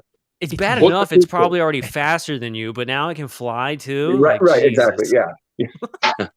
And it sounded like the encounters were kind of terrifying. Like, so I was talking to Tom Dongo about what to be wary of, and he told me I don't need to be afraid of the ranch, but he told me I should always be afraid if I ever run into a dogman creature. Ugh. And he told me some stories of dogmen that they go after you. Like one story he told me that he heard right directly from the person that it happened to. They went out to this place, to this lake where they had heard there were Bigfoots and stuff, and they parked their car and then walked around the shore of the lake. And then they were on the shore of the lake and they heard something across the water, and they were looking, and there was this giant werewolf dog man on the other side of the shore. And these people started getting fucking terrified. So they started sprinting back to their car, and they looked across the water, and the dog man was sprinting to their car as well. I can't imagine how scary that would be. Can I get a ride, guys? Guys, this thing picked up a rock, a good-sized rock, and as they somehow beat it to the car. Right when they got in, this thing threw the rock and smashed in the front of this guy's car with the rock. Oh, shit. I've never heard of Bigfoots or any other creature doing that, ever. And then so Tom told me, if there's anything to do with the dog man, don't go. And then he also said, be wary of inherent evil, which is kind of a broad statement, but I also know exactly what he means when he says it too. And his only place near Sedona that he told me that is in Sycamore Canyon. He told me, don't go to Sycamore Canyon alone anytime, and do not go at night at all. And so naturally the very next morning, me and my 2 friends got a Jeep and went out to Sycamore Canyon. But it's a really big canyon. It's like 25 miles or something like that. But I started asking Tom, why? Oh my God, you can't tell me that and tell me, Yeah. So he said he was out there during the day with 5 or 6 other people, and they saw a pterodactyl flying in the sky for minutes on end. They watched a pterodactyl flying through the sky in Sycamore Canyon. Wow. And so that's my motivation. If there's things like that flying, I mean, I'll make some trips out there during the day, but it's going to be hard to find where that happens in such a big area in that canyon. But there's been reports of people getting hurt there at night. Unconfirmed, but the reports were terrifying enough that people were getting really badly hurt. And so yeah, that's a trip. Yeah, I try to be wary of my elders and what they tell me to stay away from, especially guys like Tom and guys like Cliff Mahooty, who I only got a chance to meet Cliff last November. Damien was there, and we got to sit down and have dinner with him or breakfast with him for a couple hours. And he talked a lot, which Tom Dongo told us Cliff doesn't really talk much. So he must have taken to us well. But it was, Damien and I left that breakfast, went back to camp, and we both had to take a nap because like the knowledge drop from this guy was just like overwhelming. Like we were both just like, oh God, like there before, yeah. When you're like, oh, I see everything in a different way now. Oh my God, I just had my world wrecked by this old man, and it's just I feel really blessed that we got to meet him, and it's so sad that he passed away shortly afterward. But even his meanings of petroglyphs that he gave me, there were one in particular petroglyph that I could not find a meaning for, and he knew exactly what it was. So there were little bits like that I'll never be able to thank the guy for, I don't think. But yeah, getting out and about really does put you in spots to learn more than sitting on the computer, I guess. Oh, for sure, for sure. Yeah. So Never would have met you guys. Right, dude. Right. So Damien, dude, before you hooked up with Hoodoo Tall and y'all started filming this documentary, have you ever had any weird experiences, like whether it be like ghosts or seeing lights in the sky or anything like that? Yeah. Yes. Let me just step into the other room because my daughter's in here and I don't want her to hear the story. That's who was tugging on me earlier, by the way.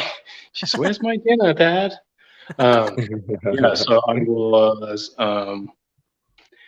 I was reading a book in bed about 15 years ago, maybe more, and I saw something float across the room, and I wondered what it was, and it was like about 4 inches wide and about 4 feet tall, and then it was just like a wisp that floated across the end of the bed.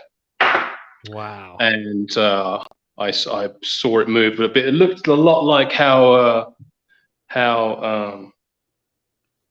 if you on a hot day and it's wavy, or you get a flame and you look above the flame and it's like it distorts the air, right? Like a mirage. So whatever this thing was, it distorted the air as it moved through our house across the end of our bed.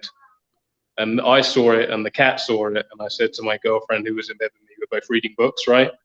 And I said, did you see that thing? And then she goes, no, I didn't see it, but you and the cat both saw it because we both saw you both to go like this and watch it walk through the room. So I got a theory about all that. I don't think any of that stuff is ghosts. I honestly, after that experience of my entire life, have thought that's something cloaking that was in our house, and I just happened to capture it. I was just in that state of mind, I guess, and I have a good eye, so I was like, what the hell was that thing walking through the room?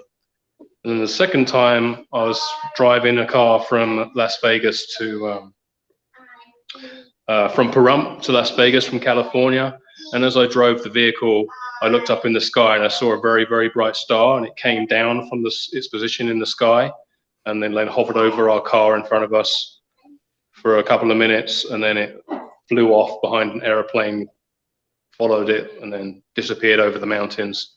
And I had a witness with me, and we both saw it. And whenever I see a video that looks like this orb that we saw, I always forward it to this girl that lives in Sweden now.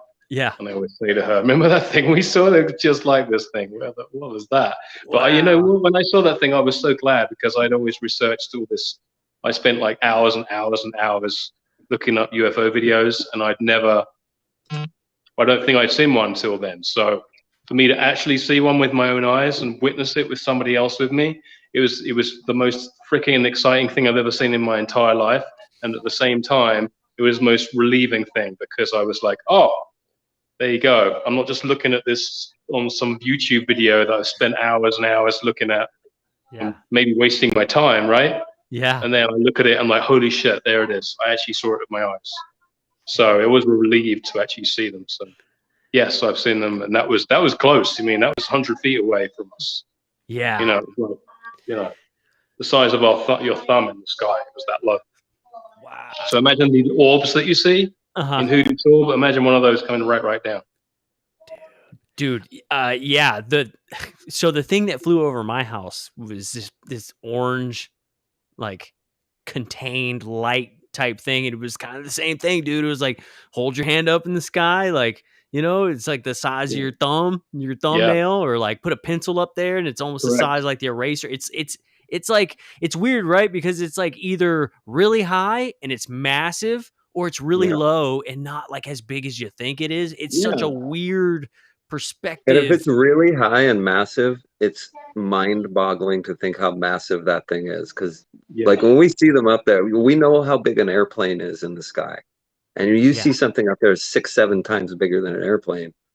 That's Yeah. huge. I mean, that's just so huge. I can't imagine what that would look like on the ground. Yeah, Yeah. Well, this massive. thing was only the size of an SUV or something, you know, Yeah. because judging by the size of it and the fact that it followed an airplane, because it was like going, "Hey, look at me."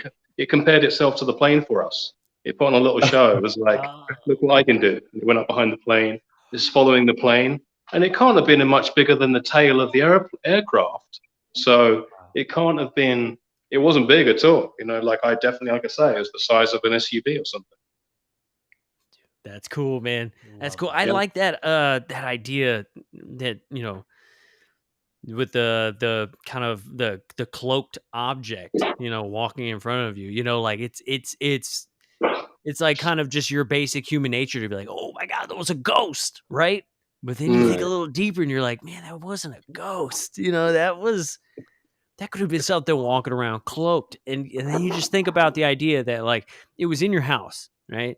And you just so happen to just catch it out of the corner of your eye, and then you follow it, right? Yeah. Did it like just did you follow it out somewhere, or did it just kind of disappear? Did it just kind of dissipate, you know? Oh yeah, I don't know. I just know it just crossed the end of the bed through the Yeah. room.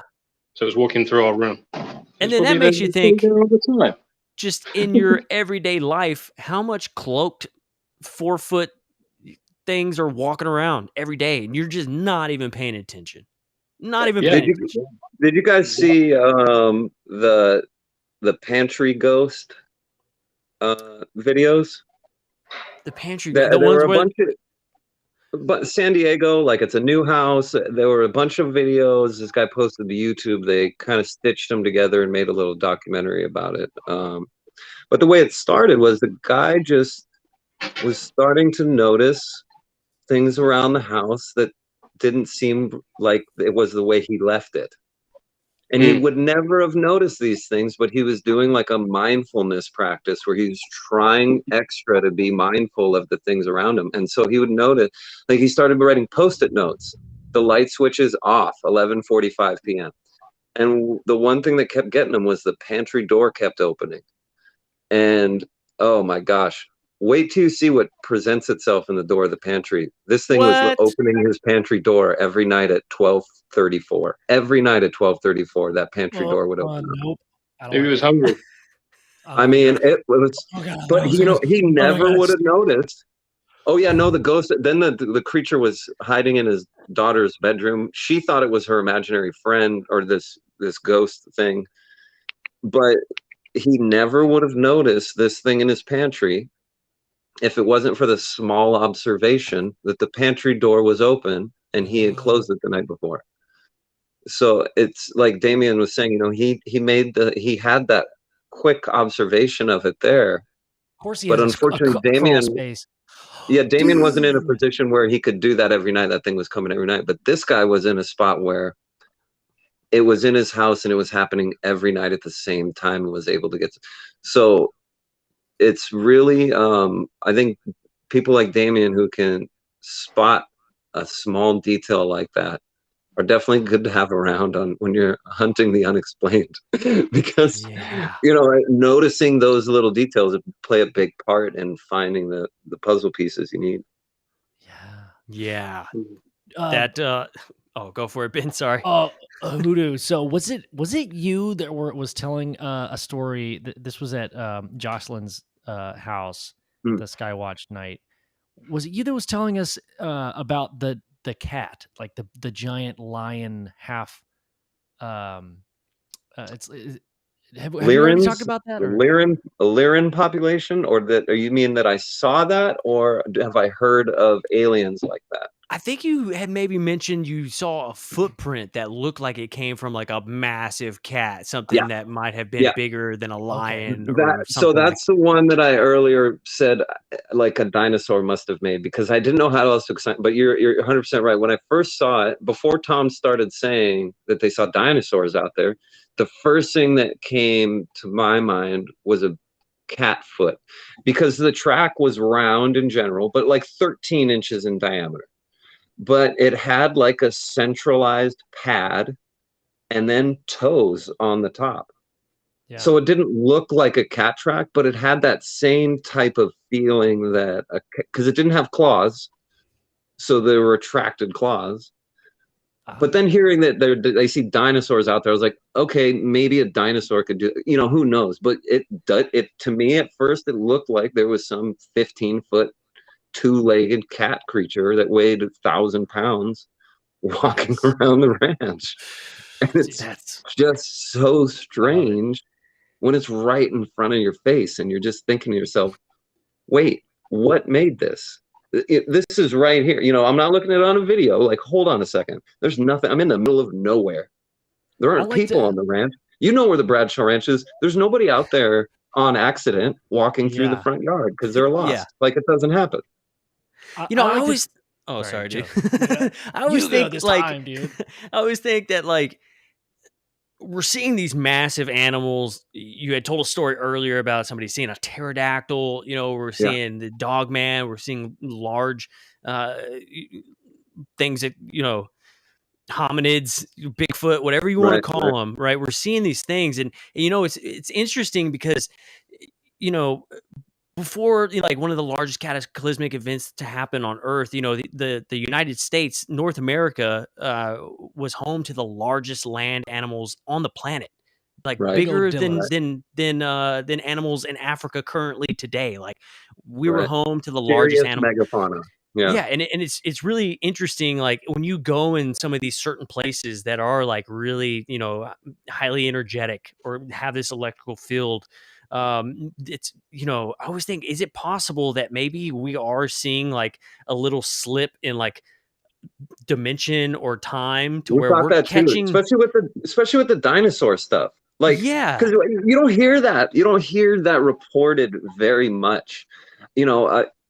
We've had other people say, oh, in the cryptid world, people are talking more and more about dinosaurs. I haven't really heard reports of that. And so, it made me think, like, what would cause that? Is it a rift, like what Tom called Merging Dimensions is the name of Tom's book? Is it something like that, where we're something that existed in the past in that same place is somehow walking through now? Is there some weird thing going on there? Yeah, where they're not necessarily, it's not necessarily a creature that exists now that's living there and feeding and breeding. Yeah. But it's a creature that lived there maybe millions of years ago that for some reason exists on the land for 30 seconds or long enough to make a set of tracks and then fades out. Could be. I mean, I've certainly thought that too, because nothing makes sense when it comes to this place. It's almost like it's almost like like the planet itself, or like people even talk about like crystals and stuff like that, how like they're actually recording information throughout time, and it's like if these things are recording information, maybe it's somehow projecting in reality, like just oh, that's a really good idea. Of the like when you're looking, you see it, you're actually seeing kind of a movie being played back to you through this energy field. Crystals can definitely hold information. Like there's not even really any doubt about that. I can't imagine. I don't see anything wrong with what you're saying. Like what you're saying fits the pieces that exist currently at the ranch. There are crystals under the ground that have been there since there were woolly mammoths, and however long you want to go back, that crystal has been there. Could it easily have captured that as some sort of stored memory in the crystal? We don't understand how crystals store energy, so maybe it does. Maybe it does capture that. And maybe there's something below the crystal that projects energy upward that pushes that memory up to the surface or something. Yeah. Like, it wouldn't explain why you're finding massive tracks, physical tracks and stuff like that. But it's another theory that we can all chew on a little bit. Well, I mean, maybe I like it a lot.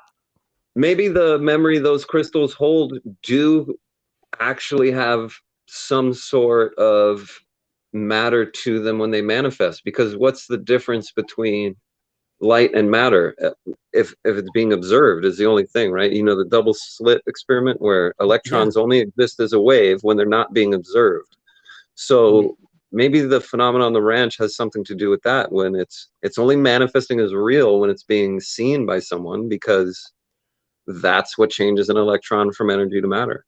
Yeah, it's You kind know, of like this quantum entanglement idea, and when the right, energy gets high enough, it's exciting all these particles and atoms, but it's also exciting all the particles and atoms that existed way back then, right? correct. To a Yeah, certain could be. point, to where maybe these particles and atoms are actually manifesting themselves into something physical for a very short period of time, and then that energy, when it's exhausted, it fizzles out, so Right, right. it allows the past to come to the present just through like this quantum entanglement. And when the energy is high enough, it allows the old, because there's an Or atom maybe, you know here. what, maybe more than that. Maybe it's both. Maybe it's not just projecting the old. Maybe that machine, if we call it that, say like Projecting the future as well. Yeah. or maybe, yeah, maybe it's the same thing that gives the other beings a doorway into that property. Maybe it's doing all those things simultaneously, and it's just a massive thing we can't quite get a grip on yet. But I mean, that all of that you just said, I mean, makes sense. Like, you can point all those, you can draw a line between all those dots, and it still applies at the ranch. And that's what I try to do, is the truth will apply to every situation you throw at it.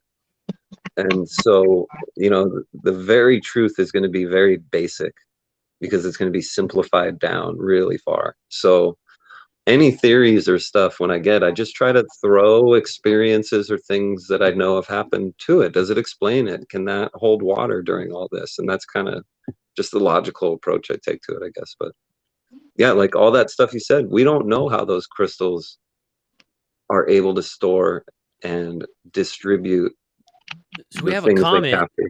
Yeah. It says the scientists use a sophisticated laser to encode the information into the minuscule formations known as nanostructures inside the fused quartz. The structures alter the way the light travels through the glass. So So if they're using a laser, that means that it's still light. They're using light to store information on a crystal. And maybe the higher level beings have something like a laser, some light powered thing they is it? have I'm used over the years to store information in crystals on Earth. I'm not, who knows? I'd I'm love to wondering learn if more this about it as is. we go on. I'm wondering if that's kind of how like Google Crystal works. Oh, the You know, time crystal? the time crystal thing. Yeah, that they started using. Like it Tachyon? just Like tachyons? What's the It's Google time crystal? I don't it even know about has that. I think it has Yeah. something to do with uh it has something to do with the quantum computer that they created and how they stopped time within a crystalline structure. Like it's Okay. I know yeah, they were working I on quantum computers. They said will get so fast that they'll give you the answer before you're done typing the question. And I thought that would be really awkward to use. yeah, yeah. I would be pretty What's frustrated the by average size of That's not what I wanted, Google. That's not not what what I I meant. wanted. Wrong thing. It knows me way too well. Oh my It god, man. so a time crystal is in condensed matter physics. A time crystal is a quantum system of particles whose lowest energy state is one in which the particles are in repetitive motion. The system cannot lose energy to the environment and come to rest because it is already in its quantum ground state. So it's Because of like this, the perpetual motion, motion? yeah, but it's like you can't access it because Right. there's It's no contained perpetual motion, and that's why they're saying it's frozen in time, maybe. yeah. Yeah, I don't know The- what any of those words mean, but it sounds cool, right? There's you're a like, lot of syllables in there. this hell yeah, next one, science is tight. this next sentence, it's really short, but it kind of sums up that it's like because of this, the motion of the particles does not really represent kinetic energy like other motions. So without kinetic energy, there is no swapping or reducing or transmuting of energy. So that makes sense. So yeah, if there's nothing to receive it, then there's nothing to decode it. Yeah. Yeah. I ran out of words to say. I think tachyons have something. I think there is really particles called tachyons that had something to do with going backwards, or I don't know if you guys have the ability to look up tachyons. That looks like he's on it. But I vaguely remember those having something to do with maybe odd properties. A tachyon or tachyonic particle is a hypothetical particle that always travels faster than light. There you go. That's what it is. Yeah. So it's backwards in time. It's backwards in time. I thought that was just in a movie, but there you go. Interesting. Right. Yeah. Yeah. It's not just in the Will Ferrell movie. It's Yeah, real. So, Damien, it's a dude, real hypothetical thing.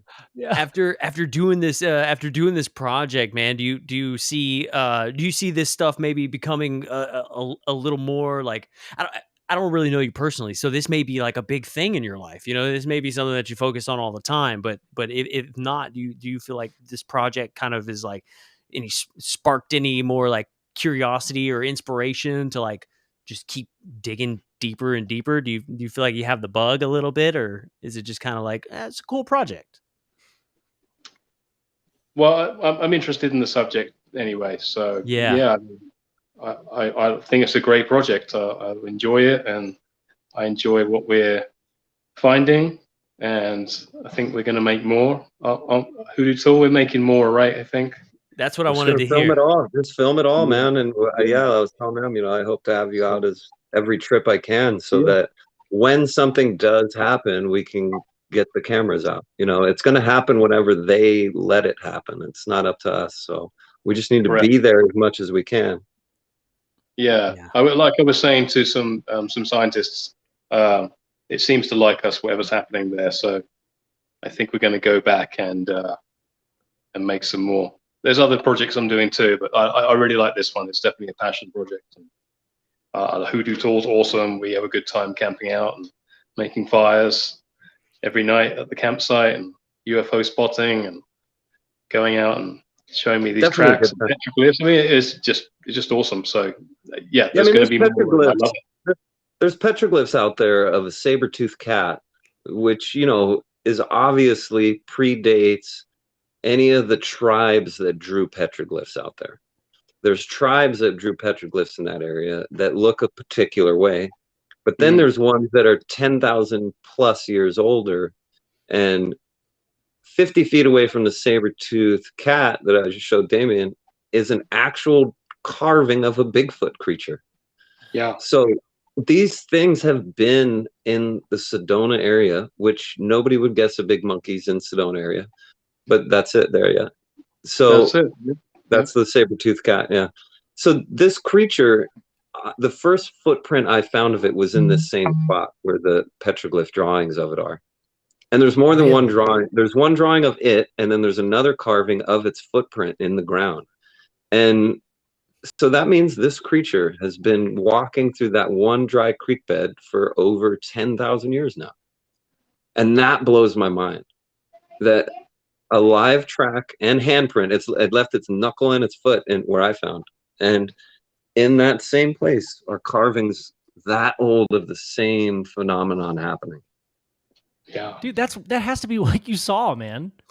I'm looking at it too, and I'm like, yeah, that's it. Yeah. Those are bear paws. Yeah, I have pictures. I've seen those bear paws out there. I know exactly where those are. Yeah. Next time I go out there, I have to show you guys this spot, because there's 3 drawings of ETs there. There's a sky person, or there's 2 sky people drawings. There's an ant person drawing, and there's another drawing of an ET with 3 antennae on his head. I have a picture of myself in front of those 2 elk doing it. That's really funny. That's so awesome. The one of the 2 elk, that's where the ant person is. And I'm surprised they just put a picture up of those 2 elk and not the impressive mural that is right below that. Yeah. But we show those in the documentary too. When people go to watch it, though, we do a recap of all those petroglyphs and stuff like that. So heck yeah, man. We got to schedule a trip.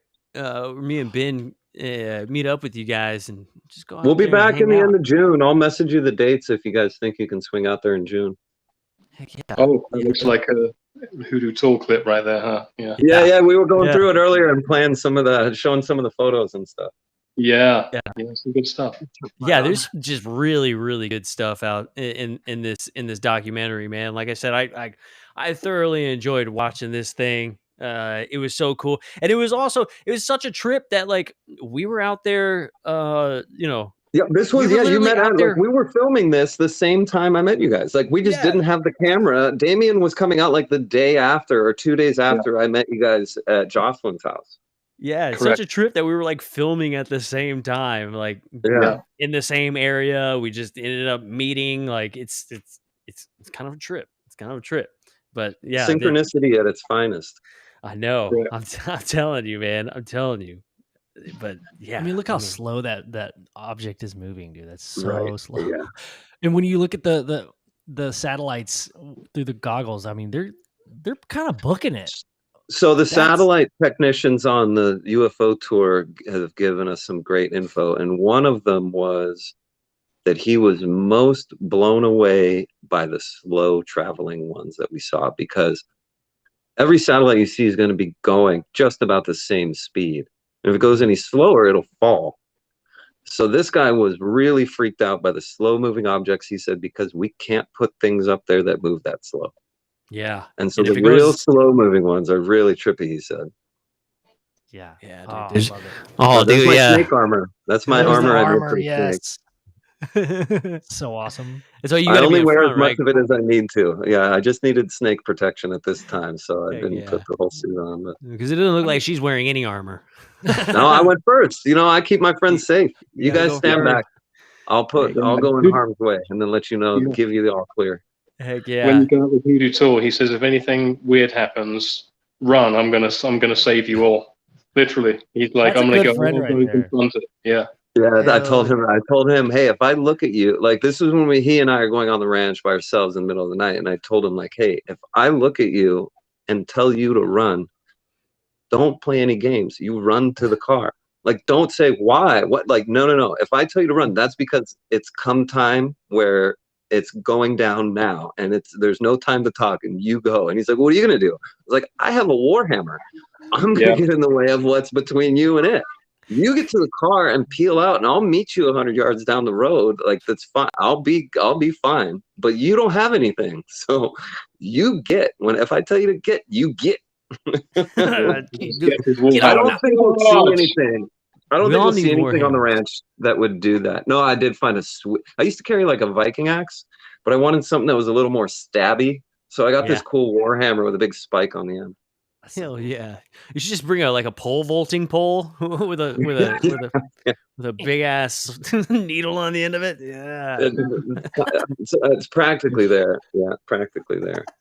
dude, that is. You know, awesome, and when man. we were out there on the ranch, we had a guy with us who got service on his cell phone because he was using the satellite tracker when we were out there. So I'm going to check that. But I thought it would be epic if we could somehow do one of these shows out there. Oh, that'd be cool.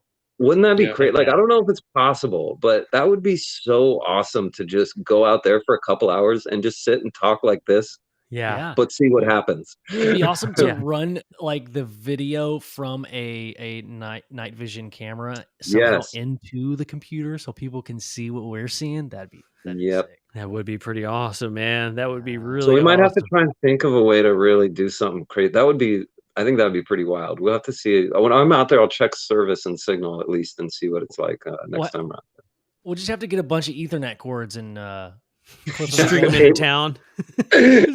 All the way to Jocelyn's house. about 10-mile cord. Dude, this is a big ass blue cord running from Jocelyn's house all the way out to Bradshaw Ranch. We were like driving the car with our hand out, like with like a roll, just mini extension cable. We were like, fuck, forgot extension cables. This is like 20 miles of extension cables.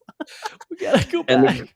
And you guys will be happy to know that not this trip, but maybe my November trip, or for sure by next summer, I'll have my hot rod ready and I'll be driving it out. So I'll be really UFO garage material. I have the oldest Chevy truck left. serial number on the production of it is 942. So it's a 942nd Chevy truck made, and I'm just Damn. rebuilding an LS motor for it now. So That is cool, man. That is I, cool. I do have some of the garage in there still too. It's not just UFO. Yes, That's man. so Yeah, awesome. we're having a little a little get together here in Texas in November where we're just kind of it's gonna be kind of like the Vegas thing, except for it's gonna Yeah. be kind of out in like a camping area. And there's like Oh, tiny that's super houses cool. and tents and yurts and like you can bring your own camper. You can do whatever you want to, basically. But yeah, we're having a little get together out here in November. So if you guys are interested, man, y'all come on out. That It's gonna would be be kind fun. of cool. Yeah, I'll keep in touch with you on that. That would be, especially if my truck is ready to go on a road trip by then, that might be a good reason to just get in it and drive. Yeah, man. Yeah, definitely. So we're gonna definitely, we've invited everybody. I think here pretty soon we're gonna start contacting a couple specific people and see if they want to come and hang out. And Yeah, yeah. yeah, dude, we're just gonna go out and skywatch. We're gonna barbecue. We're gonna tell stories. We're gonna build a Oh, that'd be so campfire. fun. We're all just gonna That be sounds hanging like out, man. that sounds like every trip I take to Sedona, just hanging out by the campfire, watching UFOs. There's just more Yeah. people at your event. I'm usually the only one sitting around at mine. Yeah. Well, we'll see how many people show up. Yeah, I mean, we'll we don't see. know yet, but it's called Mystic Quarry is the place that we're Oh, gonna cool. be at. Mystic Yeah. Quarry. Yeah, Glory, Yeah. great. Oh, dude, I'm gonna check that out. Yeah, and this Yeah. is a photograph from the area, and you can see the Milky Way from the vantage That's point. cool. And yeah, we'll see. We'll have to see if if the moon's too bright on that weekend. We did look up at the thanks to Joe requesting that to like, hey, well, what's the moon looking like that weekend? And Oh yeah, it's in not- June we're going to Sedona the week before the new moon. Last time we went, it was a full moon, and man, it's just terrible to try to skywatch with the full moon. So I know. Yeah, it's pretty rough. It's pretty rough. But yeah, you But guys it are made more than great for welcome to shooting come of- out. It made great Heck for yeah. shooting on the ranch, though. There's footage at the end of the ranch where Damien is filming me walking around in my suit doing wood knocks, and we were filming that at midnight, and it looks like it's 5 p.m. Like it's Damn. crazy how well his Yeah. camera captures. Yeah, it Yeah, was I actually darkened that footage even more than it turned out because it looks like just this really weird daylight. So I actually made it darker for the film so you could actually tell that it was night, because otherwise it looked like I don't know what it looked like. It's just bizarre. Yeah, I was showing it to Cool. people, like a couple people when we were going through the editing, and both people I showed it to said, this looked like you need to put that this is at night, because me just looking at it, this doesn't look like this is at night. This looks like dinner time, and you're just out on the ranch walking around. So yeah, no, the way he made it, he made it look good, but it was so odd that his camera captured so well that people may not think it was actually nighttime. Yeah, That's so we had to cool. force that. Dude, that's Well, guys, awesome. I had to knock off because my daughter's bath time is coming up. No And I'm problem, really, man. No really problem. grateful for you guys taking the time to Yeah, dude. to do a little Hoodoo Tall show, and Ab- good to see everybody, and look forward to catching you out on that expedition. Absolutely, buddy. man. Thank you so much for stopping by, Yeah, dude. Again, the thank you. documentary is fabulous. We loved it. It's really good stuff, and I can't wait to see more from y'all, man. Yeah, we'll work on that. We're trying to figure out who the guests are going to be for it, and we're planning the trip. So yeah, stand by. It should be exciting. So That's great, thanks so man. much again for giving us a little bit of love, and big thanks to the listeners. Big thanks for Hoodoo Tall being in the film. Because Yeah. without him, it would just be me pandering around in the camera. Yes. Yeah. Heck Well, yeah. all right, Damien. It was good talking to you, man. We'll see you later. Yeah, see you, dude. Thank you. Yeah, man. Yeah, we are, dude. That's actually perfect timing because we're getting ready to wrap up. Yeah. This is it, yeah. right now. But yeah, dude.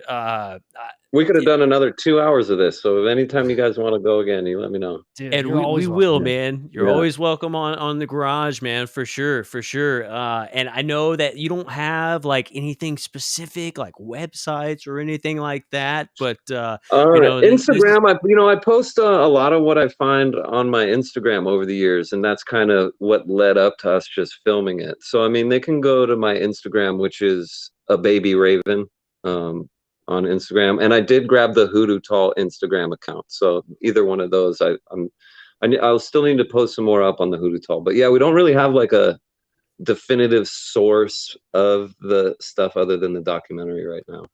Yeah. Well, dude, that's fine. Everybody listening, if you haven't seen it yet, go check out Hoodoo Tall. It's on YouTube. It's totally free. You can just go Yep. watch it. It's got it. It's a lot, man. It's a lot. There's a lot of There's cool a stuff lot. in there. Yeah, there's a lot of Yeah. cool stuff in there. Like you said, it's about 4 episodes worth of stuff. It's a little over 3 There's a lot hours, of footprints. yeah, a lot of footprints, a lot of talk, a lot of cool sky watching scenes and things like that. So, guys, go check it out, and he's not lying. Ben and I have been in the exact same house that he's hanging around and all kinds of stuff. So it's a I have real a picture place. of the two of you in the documentary. When Ashley is giving her talk, she mentions me showing her a photo of an orb, and then I think we cut to the photo, and it's actually the two of you standing in the field at the ranch with an orb above one of your heads. Yeah. Yes. So I think you guys are in it, from what I remember. Yeah. So awesome. Yeah, man. Yes. Got to take care of the homies, right? That's I right, love it. dude. That's I right, love it. man. Well, bro, this has been freaking amazing. Thank you so much for coming on with us. Oh yeah, absolutely. Yeah, and Yeah, we'll have man, to do thank you. this We'll do it again. Yeah, and let's Absolutely. schedule up a time where we can meet up and go explore together sometime. Yes, Heck yeah. absolutely. We'll do that. I'm going to send you guys the dates of my next trip after this, so you know when they are. That'll Hell work, yeah. dude. That'll work. Well, hey, man, it was good talking to you, and we'll see you next time. All right, guys, take it easy. Later, Peace, buddy. dude. Heck yeah. All right. Hoodoo Tall, baby. Yeah. Gonna That was a see lot of some fun. sky.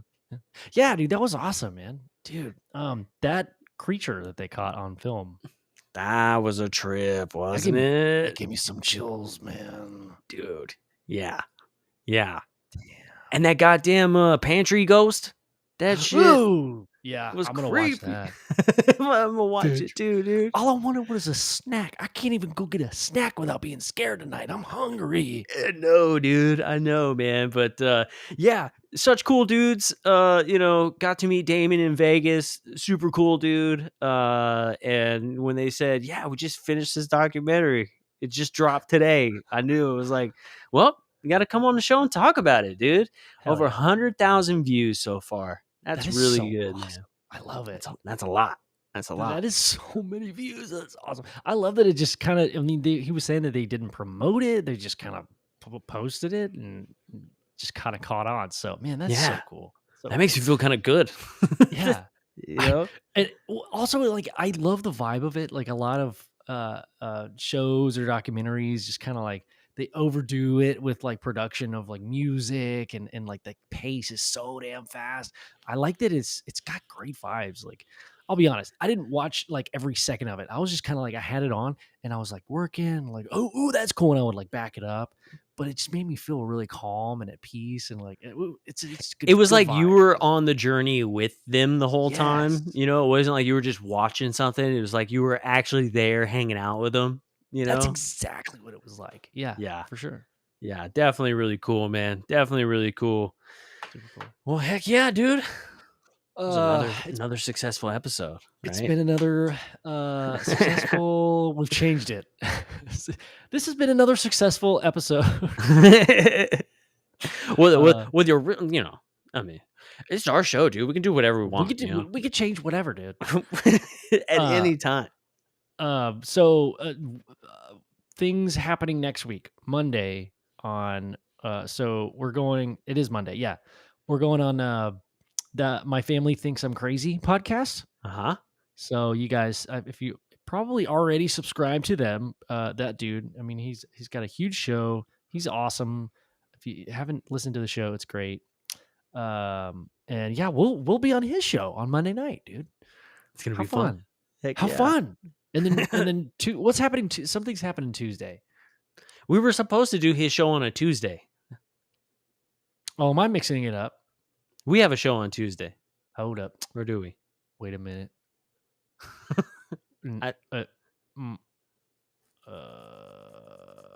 Yes, it's this coming Tuesday, not Monday. Because Monday was this week.